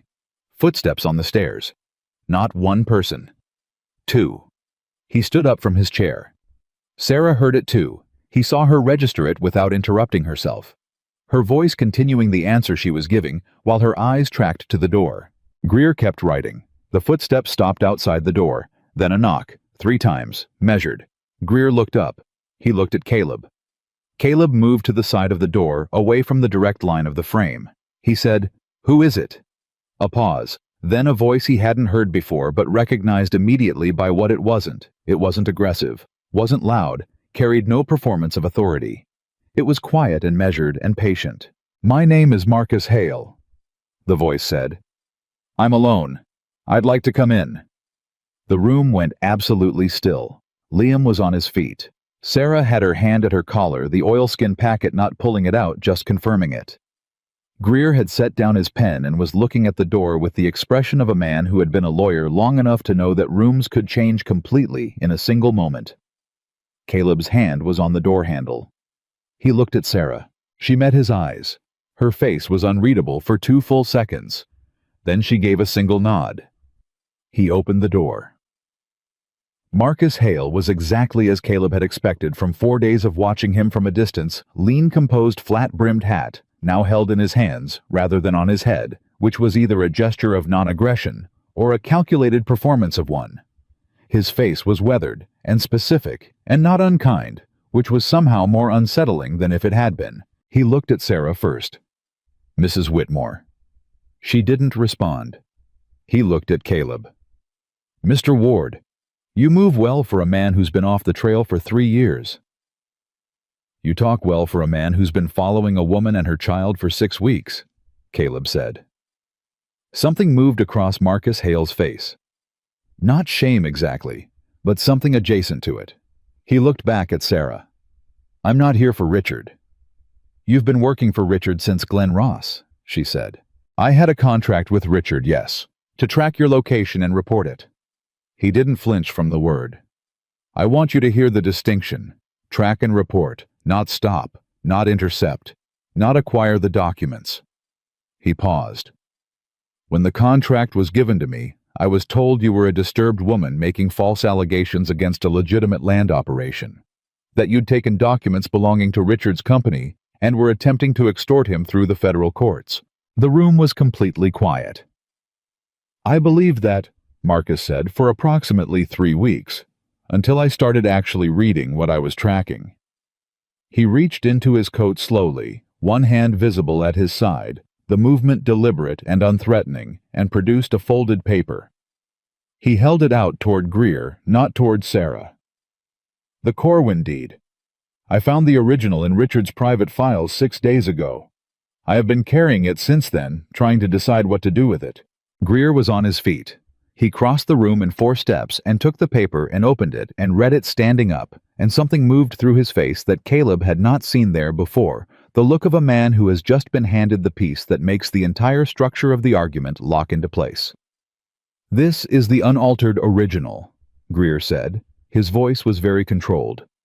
"This establishes the Corwin deed predates Richard Hale's filing by 14 years.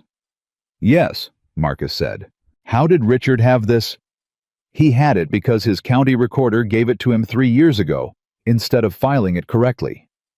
Marcus looked at Sarah. The recorder was not acting alone in the beginning. Richard was involved from the start.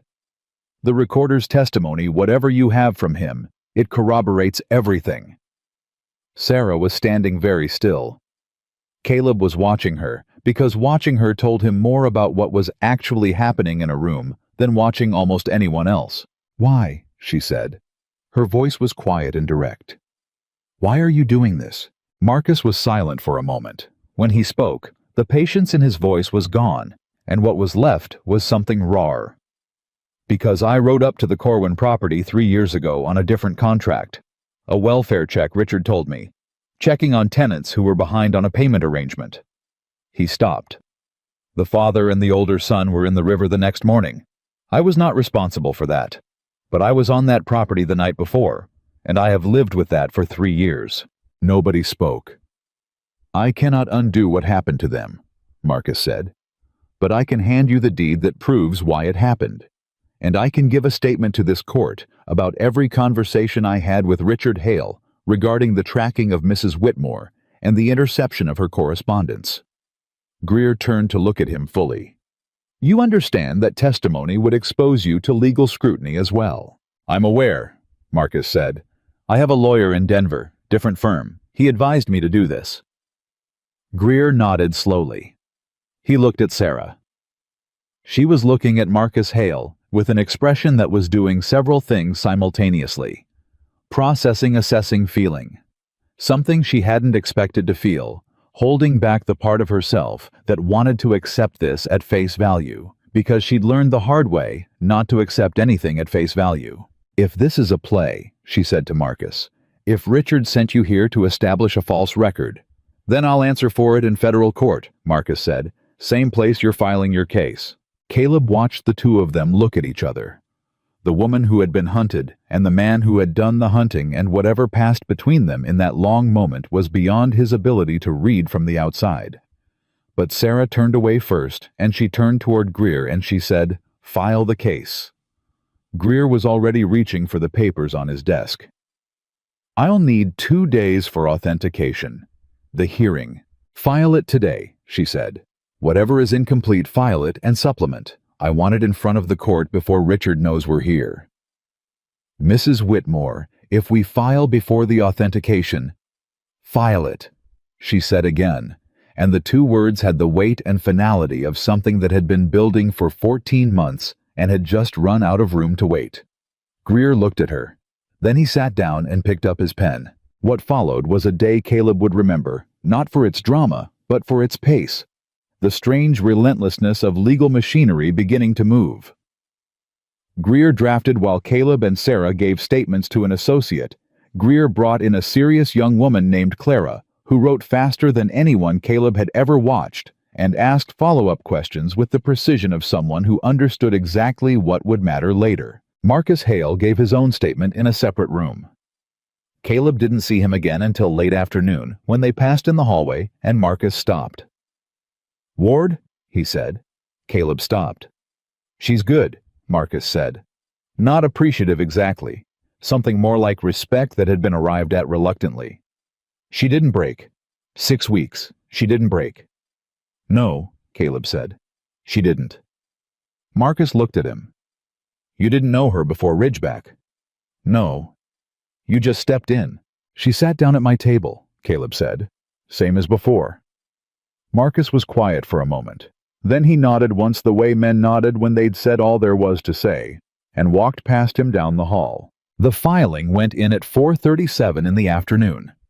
Greer's clerk delivered it to the federal courthouse on Arapahoe Street personally, with Caleb walking alongside him, because someone should, and they stood in the clerk's office of the federal court and watched the stamp come down on the papers that Sarah Whitmore had carried from Glen Ross to Ridgeback to Colton to Carson Fork to Denver in an oilskin packet sewn into the lining of her dress.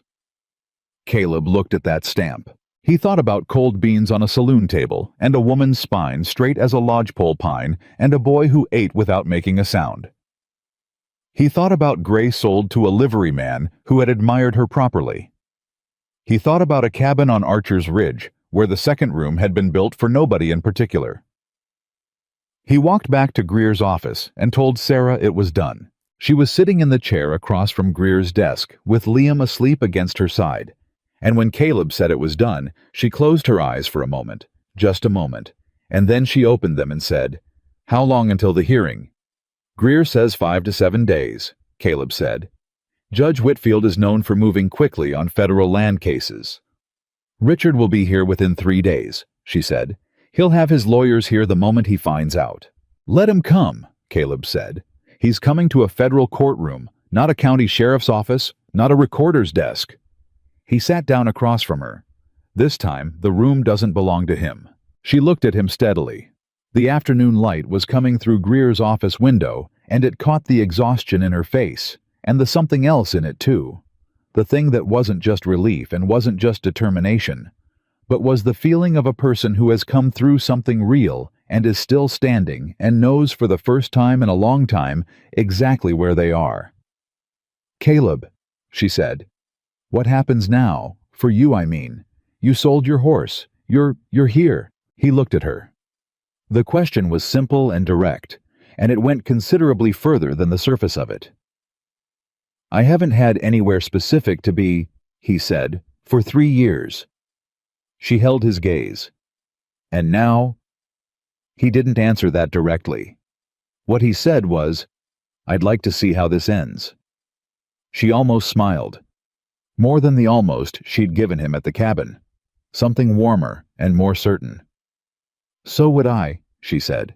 Liam stirred against her side. He didn't wake fully, just shifted and resettled, and in the shifting made a small sound that could have been a word. It sounded to Caleb very much like, "Okay." And then from the street below came the sound of a rider pulling up hard, the specific urgency of a horse pushed fast through city streets, and Caleb was on his feet before the thought completed itself. He went to the window and looked down. A man was dismounting from a lathered horse at the curb below. Not Marcus, not anyone from the stage. A young man, early 20s, wearing a courier's bag. He looked up at the building. His eyes found the second-floor window with the gold leaf lettering, and he was moving toward the door with the urgency of someone carrying a message that couldn't wait. Caleb turned from the window. "Someone's coming," he said. Sarah was already sitting forward.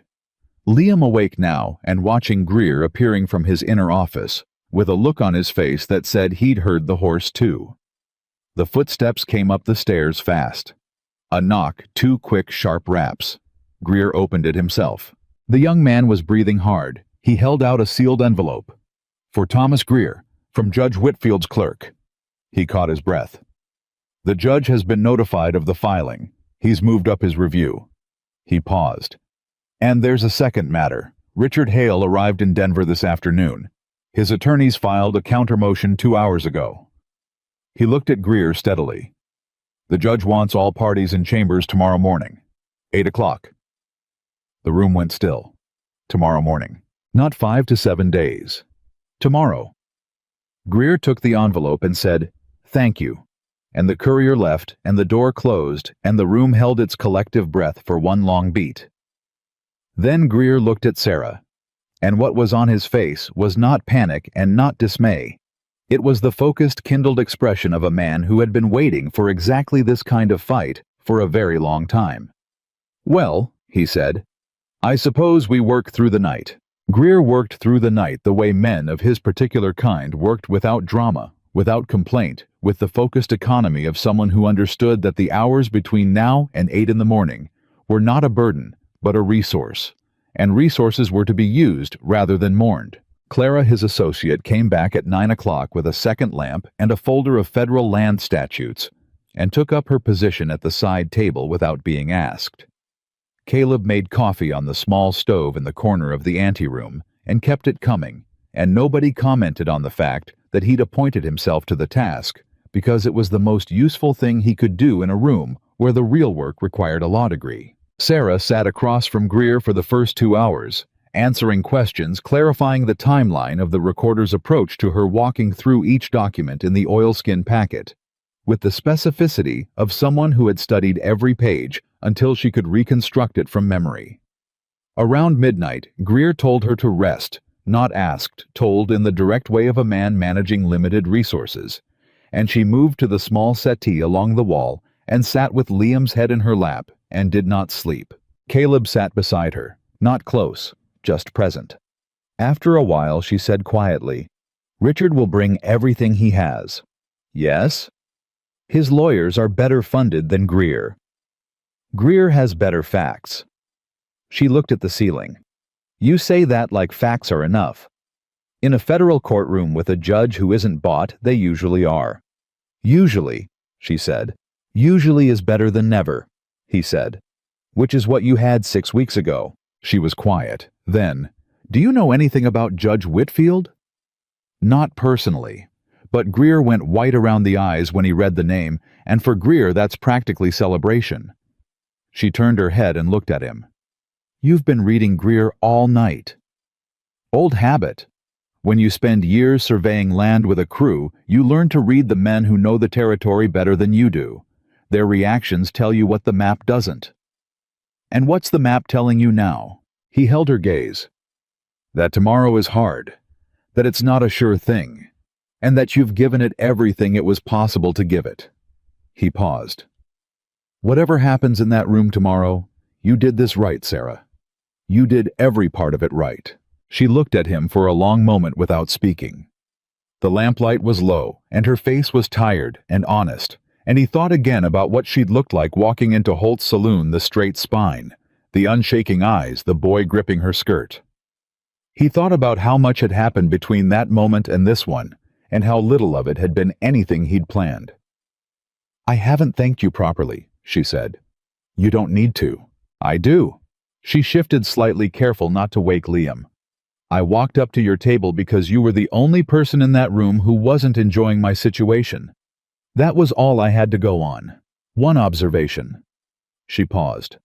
"I've made a lot of decisions on incomplete information in the last 14 months. That one was the best of them." He didn't have an answer for that. He sat with it instead, the way he'd been sitting with a number of things lately that didn't resolve into clean conclusions. He found he didn't mind the lack of resolution as much as he once had. Liam made a small sound in his sleep. Sarah's hand moved automatically to his hair. "He's going to be all right," Caleb said, not as reassurance, as observation. "He already is, mostly," she said. "He's more all right than I am in some ways. Children, they process, and they move forward." The things that happened in that house with Richard. I watch Liam and I look for the damage, and I find less of it than I expect. And then I realize that the one who has the most damage from that house is me, and Liam has known it all along, and he's been... She stopped. "He's been watching out for me, as much as I've been watching out for him." "I know," Caleb said. "I noticed that in the saloon." She looked at him. "He's 7. "He's Liam," Caleb said. "That's different from just 7. She almost laughed. It was quiet and brief, and it was real, and it did something to the weight of the room that 3 hours of good legal work hadn't managed to do. They sat in silence after that, and around 2 in the morning, Caleb realized she had finally fallen asleep, not on the settee, but sitting upright against the wall, with her hand still resting in Liam's hair, her head tipped back, her breathing slow. He sat for a while longer, watching the lamplight on the ceiling, and then he did something he hadn't done in 3 years. He let himself think about the future. Not the immediate future, not tomorrow morning, and Judge Whitfield's chambers, and Richard Hale's lawyers. Further than that, hazier. A future that included the possibility of something other than a cabin on a ridge and cold beans and silence. He sat with it. It didn't feel as impossible as he'd expected. At 6 in the morning, Greer set down his pen, flexed his hands, looked at the pages arranged on his desk, and said, "We're ready." Clara looked up from her own papers. Authentication. "The examiner confirmed everything last night by wire. He's prepared to appear this morning if Whitfield requires it." Greer removed his spectacles and cleaned them with the methodical patience of a man who needed another 10 minutes before he'd be fit for a courtroom. The Corwin deed Marcus Hale brought in is, in the examiner's opinion, the strongest piece of evidence in the entire case. An unaltered original establishes the fraud at the point of source. Richard's lawyers can challenge copies and affidavits. They cannot easily challenge an original document in the state it was found. Caleb had woken Sarah gently at 5:30, and she'd been fully alert by 5:31, which no longer surprised him. She stood now by the window with a cup of coffee, dressed and composed Liam beside her in his clean shirt, looking like a small dignitary, attending something he considered important enough to dress for. "What are they going to argue?" she asked Greer. "Three things," Greer said. "First, document authenticity. We've addressed that. Second, chain of custody, how the documents moved from their original locations into your possession. We have statements from you and from Ward, and the recorder's signed statement covers his own documents." He paused. "Third, and this is where they'll be most aggressive, they'll argue that you are not a neutral party, that you are a disgruntled former wife with financial motivation to damage a legitimate business operation." The room was quiet. "They'll make this about you personally," Greer continued. "They'll try to move the court's attention from what the documents say to why you have them. That is their best strategy, because it's the one that doesn't require them to disprove the evidence itself." He looked at her directly. "Which means they're going to say things in that room that are designed to make you react. I need you to hear them and not react." Sarah set down her cup. "I've been in a room with Richard Hale for 8 years, she said. "I know how to hear things and not react." Greer nodded. "Good. But I want to speak," she said. "At some point. I want the judge to hear from me directly. If Whitfield allows it, I'll create the opening, but follow my lead. Don't move before I signal." She nodded. Then she looked at Liam. "You're staying with Clara today, sweetheart." Liam looked at Clara, who looked back at him with the no-nonsense directness of a woman who had younger siblings and knew how to manage a 7-year-old without condescension. "There are more books in the anteroom," Clara said, "and I have a biscuit left from this morning if you want it." Liam considered this. "Okay," he said. They left for the federal courthouse at 7:15. The building on Arapahoe Street was already active clerks, moving with papers, lawyers conferring in the corridors in low, urgent voices, the particular charged atmosphere of a place where consequential things happened routinely, and people had learned to carry the weight of that without flinching. Caleb walked beside Sarah, and she walked like she belonged there, which was the only way to walk in a building like that. Richard Hale's legal team was already in the corridor outside Judge Whitfield's chambers. 3 lawyers. Caleb counted them, and 2 additional men whose job appeared to be carrying documents and looking significant. The lead lawyer was a tall man named Aldridge, whom Greer had mentioned the night before, with a specific flatness that indicated professional history and mutual dislike. Richard Hale was not with them. Caleb noticed that before Sarah did. Then he watched her notice it, and watched her recalibrate, because Richard not being there in person was information. A man who sent lawyers without appearing himself was either supremely confident or managing optics.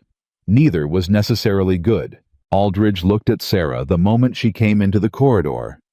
He looked at her the way a man looks at a problem he's been paid to solve and has decided he can solve cleanly. The look made Caleb's jaw tighten. He kept his hands loose at his sides. Greer put himself between Sarah and Aldridge with the practiced ease of someone who had stood in this exact configuration before. "Aldridge," he said. "Greer," Aldridge said. His tone was the tone of a man who considered this proceeding a formality. "Your client would have done better to negotiate. The offer is still on the table." "My client filed in federal court," Greer said pleasantly. "That's her answer to the offer." Aldridge's eyes moved to Sarah. "Mrs. Whitmore, I want you to understand that what you're doing today will be expensive for everyone involved, including yourself. The documents you're presenting were obtained under circumstances we intend to challenge thoroughly." He paused. "This would go considerably smoother if—" "Mr. Aldridge," Sarah said. Her voice was clear and even. "I've spent 8 years having things explained to me that didn't require explanation and decisions made for me that weren't yours to make. I suggest you save whatever you were about to say for the judge." She looked at him without blinking. "I'll be doing the same." Aldridge looked at her for a moment. Then he turned back to his colleagues. Caleb leaned slightly toward Greer. "She's good," he said quietly. "She's exceptional," Greer said at the same volume. "Don't tell her I said that. She doesn't need the distraction." Judge Whitfield's chambers were smaller than Caleb had imagined. Not a grand courtroom, but a working room, heavy with books and paper, and the particular density of a space where serious things had been decided for a long time. The judge himself was a spare man of perhaps 65, with a face that gave nothing away, and eyes that took everything in, and the moment he sat down behind his desk, the nature of the room changed. Not dramatically, just absolutely. "We're here on a motion for federal review of land title claims in Glenross County," Whitfield said without preamble. "Mr. Greer, your filing arrived yesterday afternoon. Counselor Aldridge, your counter-motion arrived 2 hours later. I've read both." He set them down. "I have some questions before I decide how we proceed." What followed was 90 minutes of the most concentrated legal exchange Caleb had ever witnessed. Whitfield asked questions the way a surgeon cut precise angled to reveal what was underneath, moving with a purpose that became clear only in retrospect. Greer answered with the completeness of a man who had spent the night making sure no answer was incomplete. Aldridge pushed back at every turn, challenging chain of custody, challenging Sarah's standing, challenging the recorder's testimony as self-serving and potentially coerced. Then Whitfield looked at the Corwin deed. He held it for a long time without speaking. He turned it over. He examined the back where the original filing date was still faintly visible under the later notation. He set it down and looked at Aldridge. "Counselor," he said, "this document establishes a filing date 14 years prior to your client's claim on the same parcel. Your Honor, the provenance of that document was provided by a witness who obtained it from your client's own private files," Whitfield said. "A witness who has given a sworn statement to that effect and is prepared to testify." He paused. "Are you contesting the document itself or the circumstances of its retrieval?" A beat. "Both, Your Honor." "Then I'll hear the authentication testimony." Whitfield looked at his clerk. "Get Examiner Dowd from the hallway. He's been waiting long enough." Aldridge turned to confer with his colleagues. It was a small movement, quietly urgent, and Caleb caught it because he was watching for exactly that the moment when the team that had arrived, supremely confident, began to take stock of a room that wasn't moving the way they'd expected. The document examiner was a neat, precise man who testified to the physical characteristics of the Corwin deed with the unhurried certainty of someone who had been doing this long enough to have no patience for being doubted. The ink composition. The paper stock, the particular type of seal used by the Glenross County Recorder's Office in the 1860s, all consistent with an original document of that period. The later notation on the back, the altered date, the notation that had refiled the parcel under Richard Hale's name, showed characteristics consistent with a different ink and a different hand. Aldridge cross-examined for 20 minutes. The examiner's answers didn't change. Whitfield made a note. Then he looked at Sarah. "Mrs. Whitmore, Mr. Greer indicated you wished to address the court." Greer touched Sarah's arm. One light touch. "Go." She stood. She stood the way she'd walked into Holt's saloon spine. Straight eyes forward, carrying the weight of everything that had happened without letting it bend her. Caleb watched her from his chair against the wall and felt something settle in his chest that had been unsettled for a long time. "Your Honor," she said, "I want to say one thing clearly because I believe it's relevant to how this court understands the documents before it." She paused. "I did not take these papers to harm my husband's business. I took them because 4 families lost land they had legally held for decades, and one man lost his life in the process of being removed from it, and the system in Glenross County that should have protected them was the same system that was used to take from them." She held Whitfield's gaze. "I am not asking this court to take my word for anything. I'm asking it to look at the documents I've provided and tell me what they say. Because I believe what they say is loud enough to speak for itself." She sat down. Whitfield looked at her for a moment. Then he made another note. Aldridge said, "Your Honor, My client is prepared to offer a full settlement to the 4 families in question, in amounts that reflect fair market. Mr. Aldridge, Whitfield said without looking up from his notes. If your client were prepared to offer a fair settlement, he would have done so 3 years ago before one man ended up in a river. He looked up. We are past settlements. This is a federal proceeding. The room went very quiet.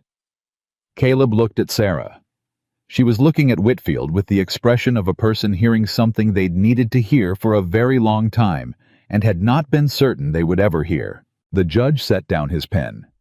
I'm issuing a preliminary injunction on all land use and title transfers associated with the parcels named in the filing, effective immediately pending full federal review.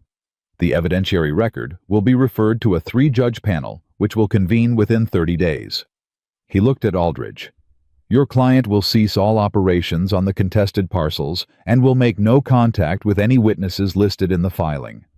Violation of that condition will result in contempt charges. He looked at Greer. Your filing is formally accepted. Supplementary evidence may be added to the record within 10 days. He stood. We're adjourned. He walked out. For 3 full seconds, nobody in the room moved. Then Greer exhaled a long, controlled breath that carried something Caleb recognized as the specific relief of a man who had not been sure, going in, that it would go this way. Aldridge gathered his papers without speaking. His colleagues were already at the door. He passed Sarah without looking at her, which Caleb thought was probably the most telling thing he'd done all morning. And then he was gone, and the room was quiet, and it was just Greer and Sarah and Caleb and the clerks putting away papers, and the summer morning coming through the windows. Sarah sat perfectly still for a moment. Then she put both hands flat on the table in front of her, and pressed down like she was making sure the surface was real. It's not over, she said. No, Greer said. The panel, the full hearing, that's 30 days of work ahead. But the injunction means he can't move. The land can't intimidate witnesses, can't maneuver while we build the full case. He looked at her with the first unguarded expression Caleb had seen on him. What you did today, Mrs. Whitmore walking those documents to this courthouse from wherever you started, that was the work. Everything that comes now is process. She looked at him. Then she looked at Caleb. He didn't say anything. He didn't need to. Whatever was on his face was enough, because she looked at it, and something in her finally released, not collapsed, not crumbled. Released the way a fist that has been clenched for a very long time slowly opens, and the blood comes back into the fingers. She pressed her hands flat on the table one more time. Then she stood up. I need to go get my son, she said. They walked back to Greer's office in the summer morning. The 3 of them, Greer slightly ahead, talking about the 30-day timeline and what would be needed, and Caleb and Sarah side by side on the boardwalk. The city was fully awake now, the street busy with the ordinary commerce of a Denver morning people, who had no idea that a small room on Arapahoe Street had just redirected the futures of 4 families who'd been waiting 3 years to find out if the law would work for them. At one point, Sarah's hand brushed Caleb's as they walked. Neither of them said anything about it. Liam was sitting on the floor of Greer's anteroom with 3 law books open around him, and Clara watching him from her desk with the expression of a woman who had not expected to be impressed by a 7-year-old and was finding herself impressed by a 7-year-old. He looked up when they came in. He looked at his mother's face. Children did. That went straight to the face, bypassed all the words, read what was true. Did it work? He said. It started working, Sarah said. There's more to do. Liam considered this with his usual gravity. But today worked. Today worked, she said. He got up from the floor and crossed the room and put his arms around her waist, and she held him, and that was all of that moment, and it was enough. Then Liam pulled back and looked up at Caleb. Are you going back to the mountain? He said. The question landed in the center of the room and sat there. Caleb looked at him, then at Sarah, who was looking at Liam, but aware in every line of her body that the question had been asked. I don't have a horse anymore, Caleb said. Liam accepted this as a relevant data point. We don't have a house anymore, he said. Ours burned down. Richard burned it. He said it with the matter-of-fact clarity of a child who had processed this fact and filed it under things that had happened distinct from things that defined him. Mama says we're going to find a new one. That sounds right, Caleb said. It could be anywhere, Liam said. He looked between Caleb and his mother with the guileless directness of 7 years and zero patience for adult indirection. It doesn't have to be far away from somewhere you want to be. Sarah made a sound, not quite a laugh, and not quite a breath, and somewhere between the two, and she put her hand over her mouth and her eyes were very bright. Caleb looked at Liam for a long moment.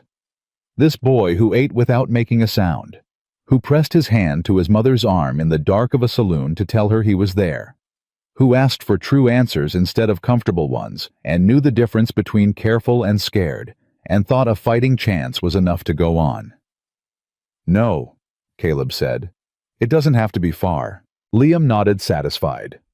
Okay, he said, and then with the absolute finality of a small person who has resolved something and is ready to move on. Clara says there's a biscuit. Can I have it now? Clara had already retrieved it from her desk. She held it out.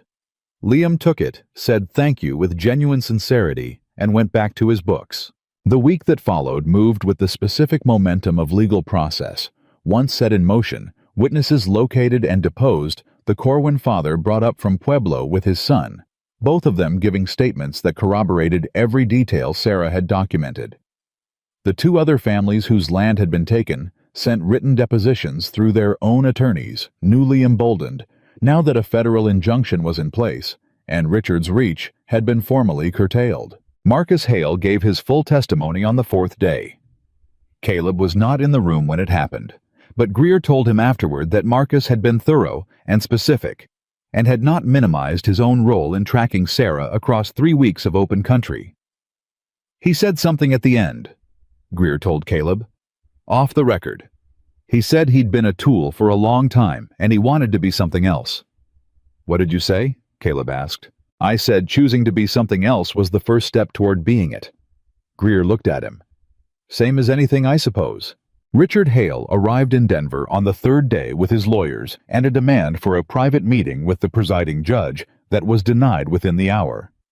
He gave a statement to a Denver newspaper claiming the proceeding was politically motivated and the evidence was fabricated. The Denver paper ran it on the third page.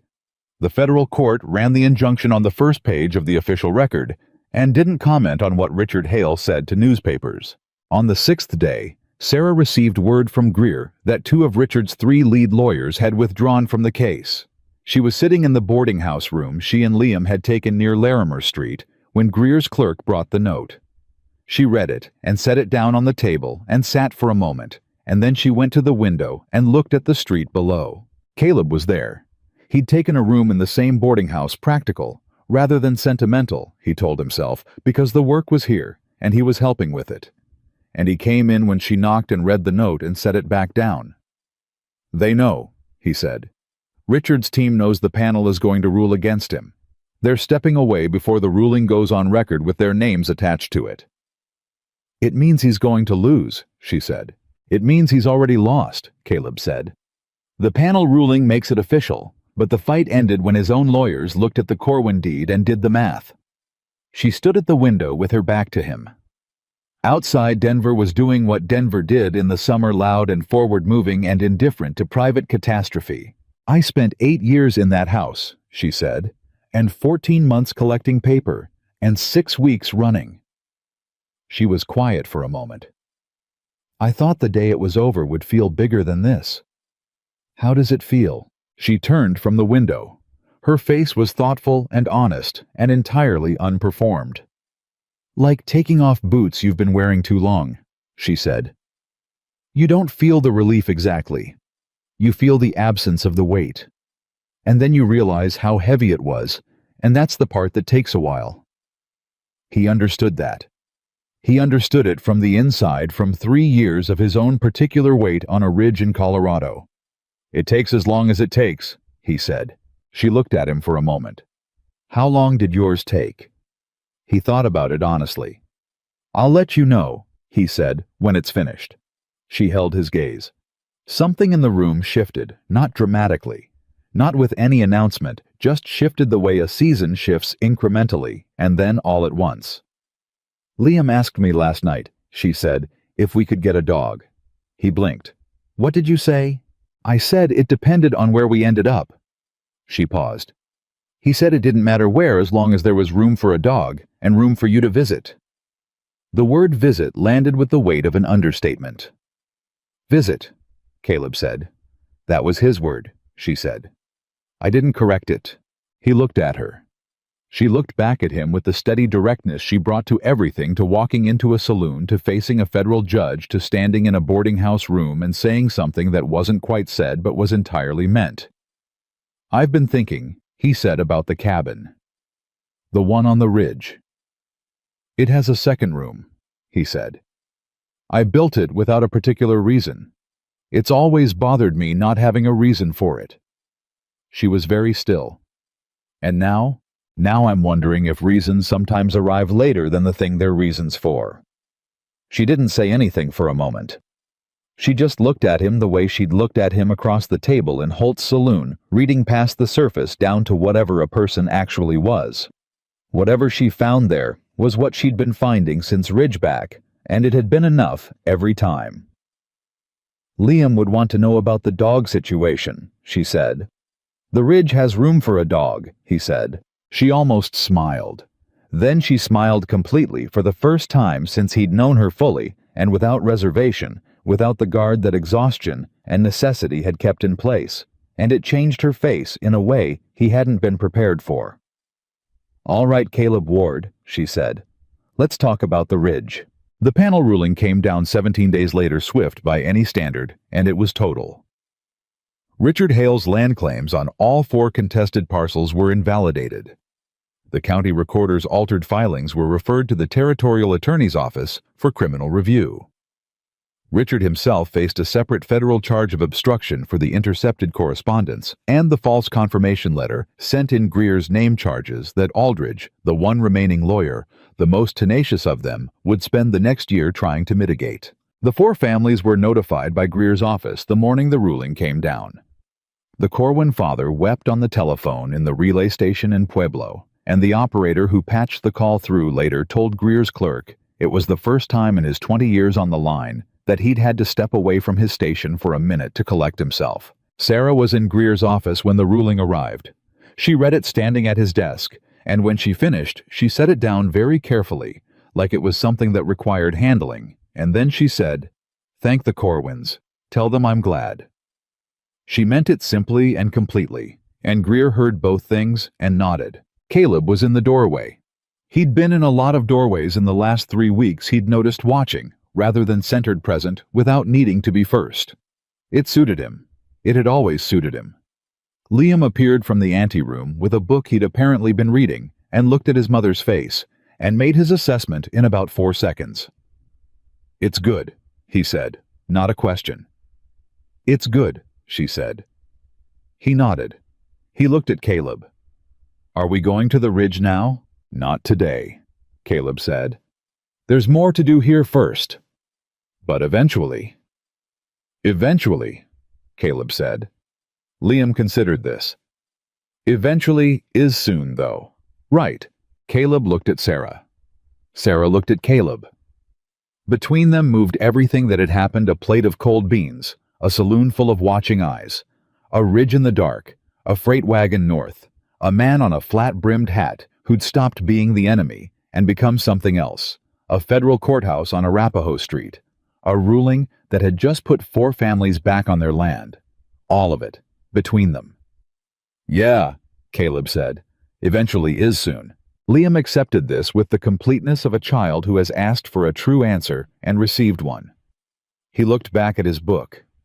He sat down on the floor of Greer's anteroom the way he always sat, comfortable and present and entirely himself, and he turned a page and read, and the summer light came through the window and lay across the floor warm and unhurried, the way summer light does when it has nowhere else it needs to be. Sarah reached across the desk and took the ruling. The official stamped finalized ruling of the federal panel, and folded it once and put it in the pocket of her gray traveling dress close against her side. Not in the bodice. Not sewn into the lining. In her pocket. Like something she was carrying not because she had to, but because she chose to. Because it was hers.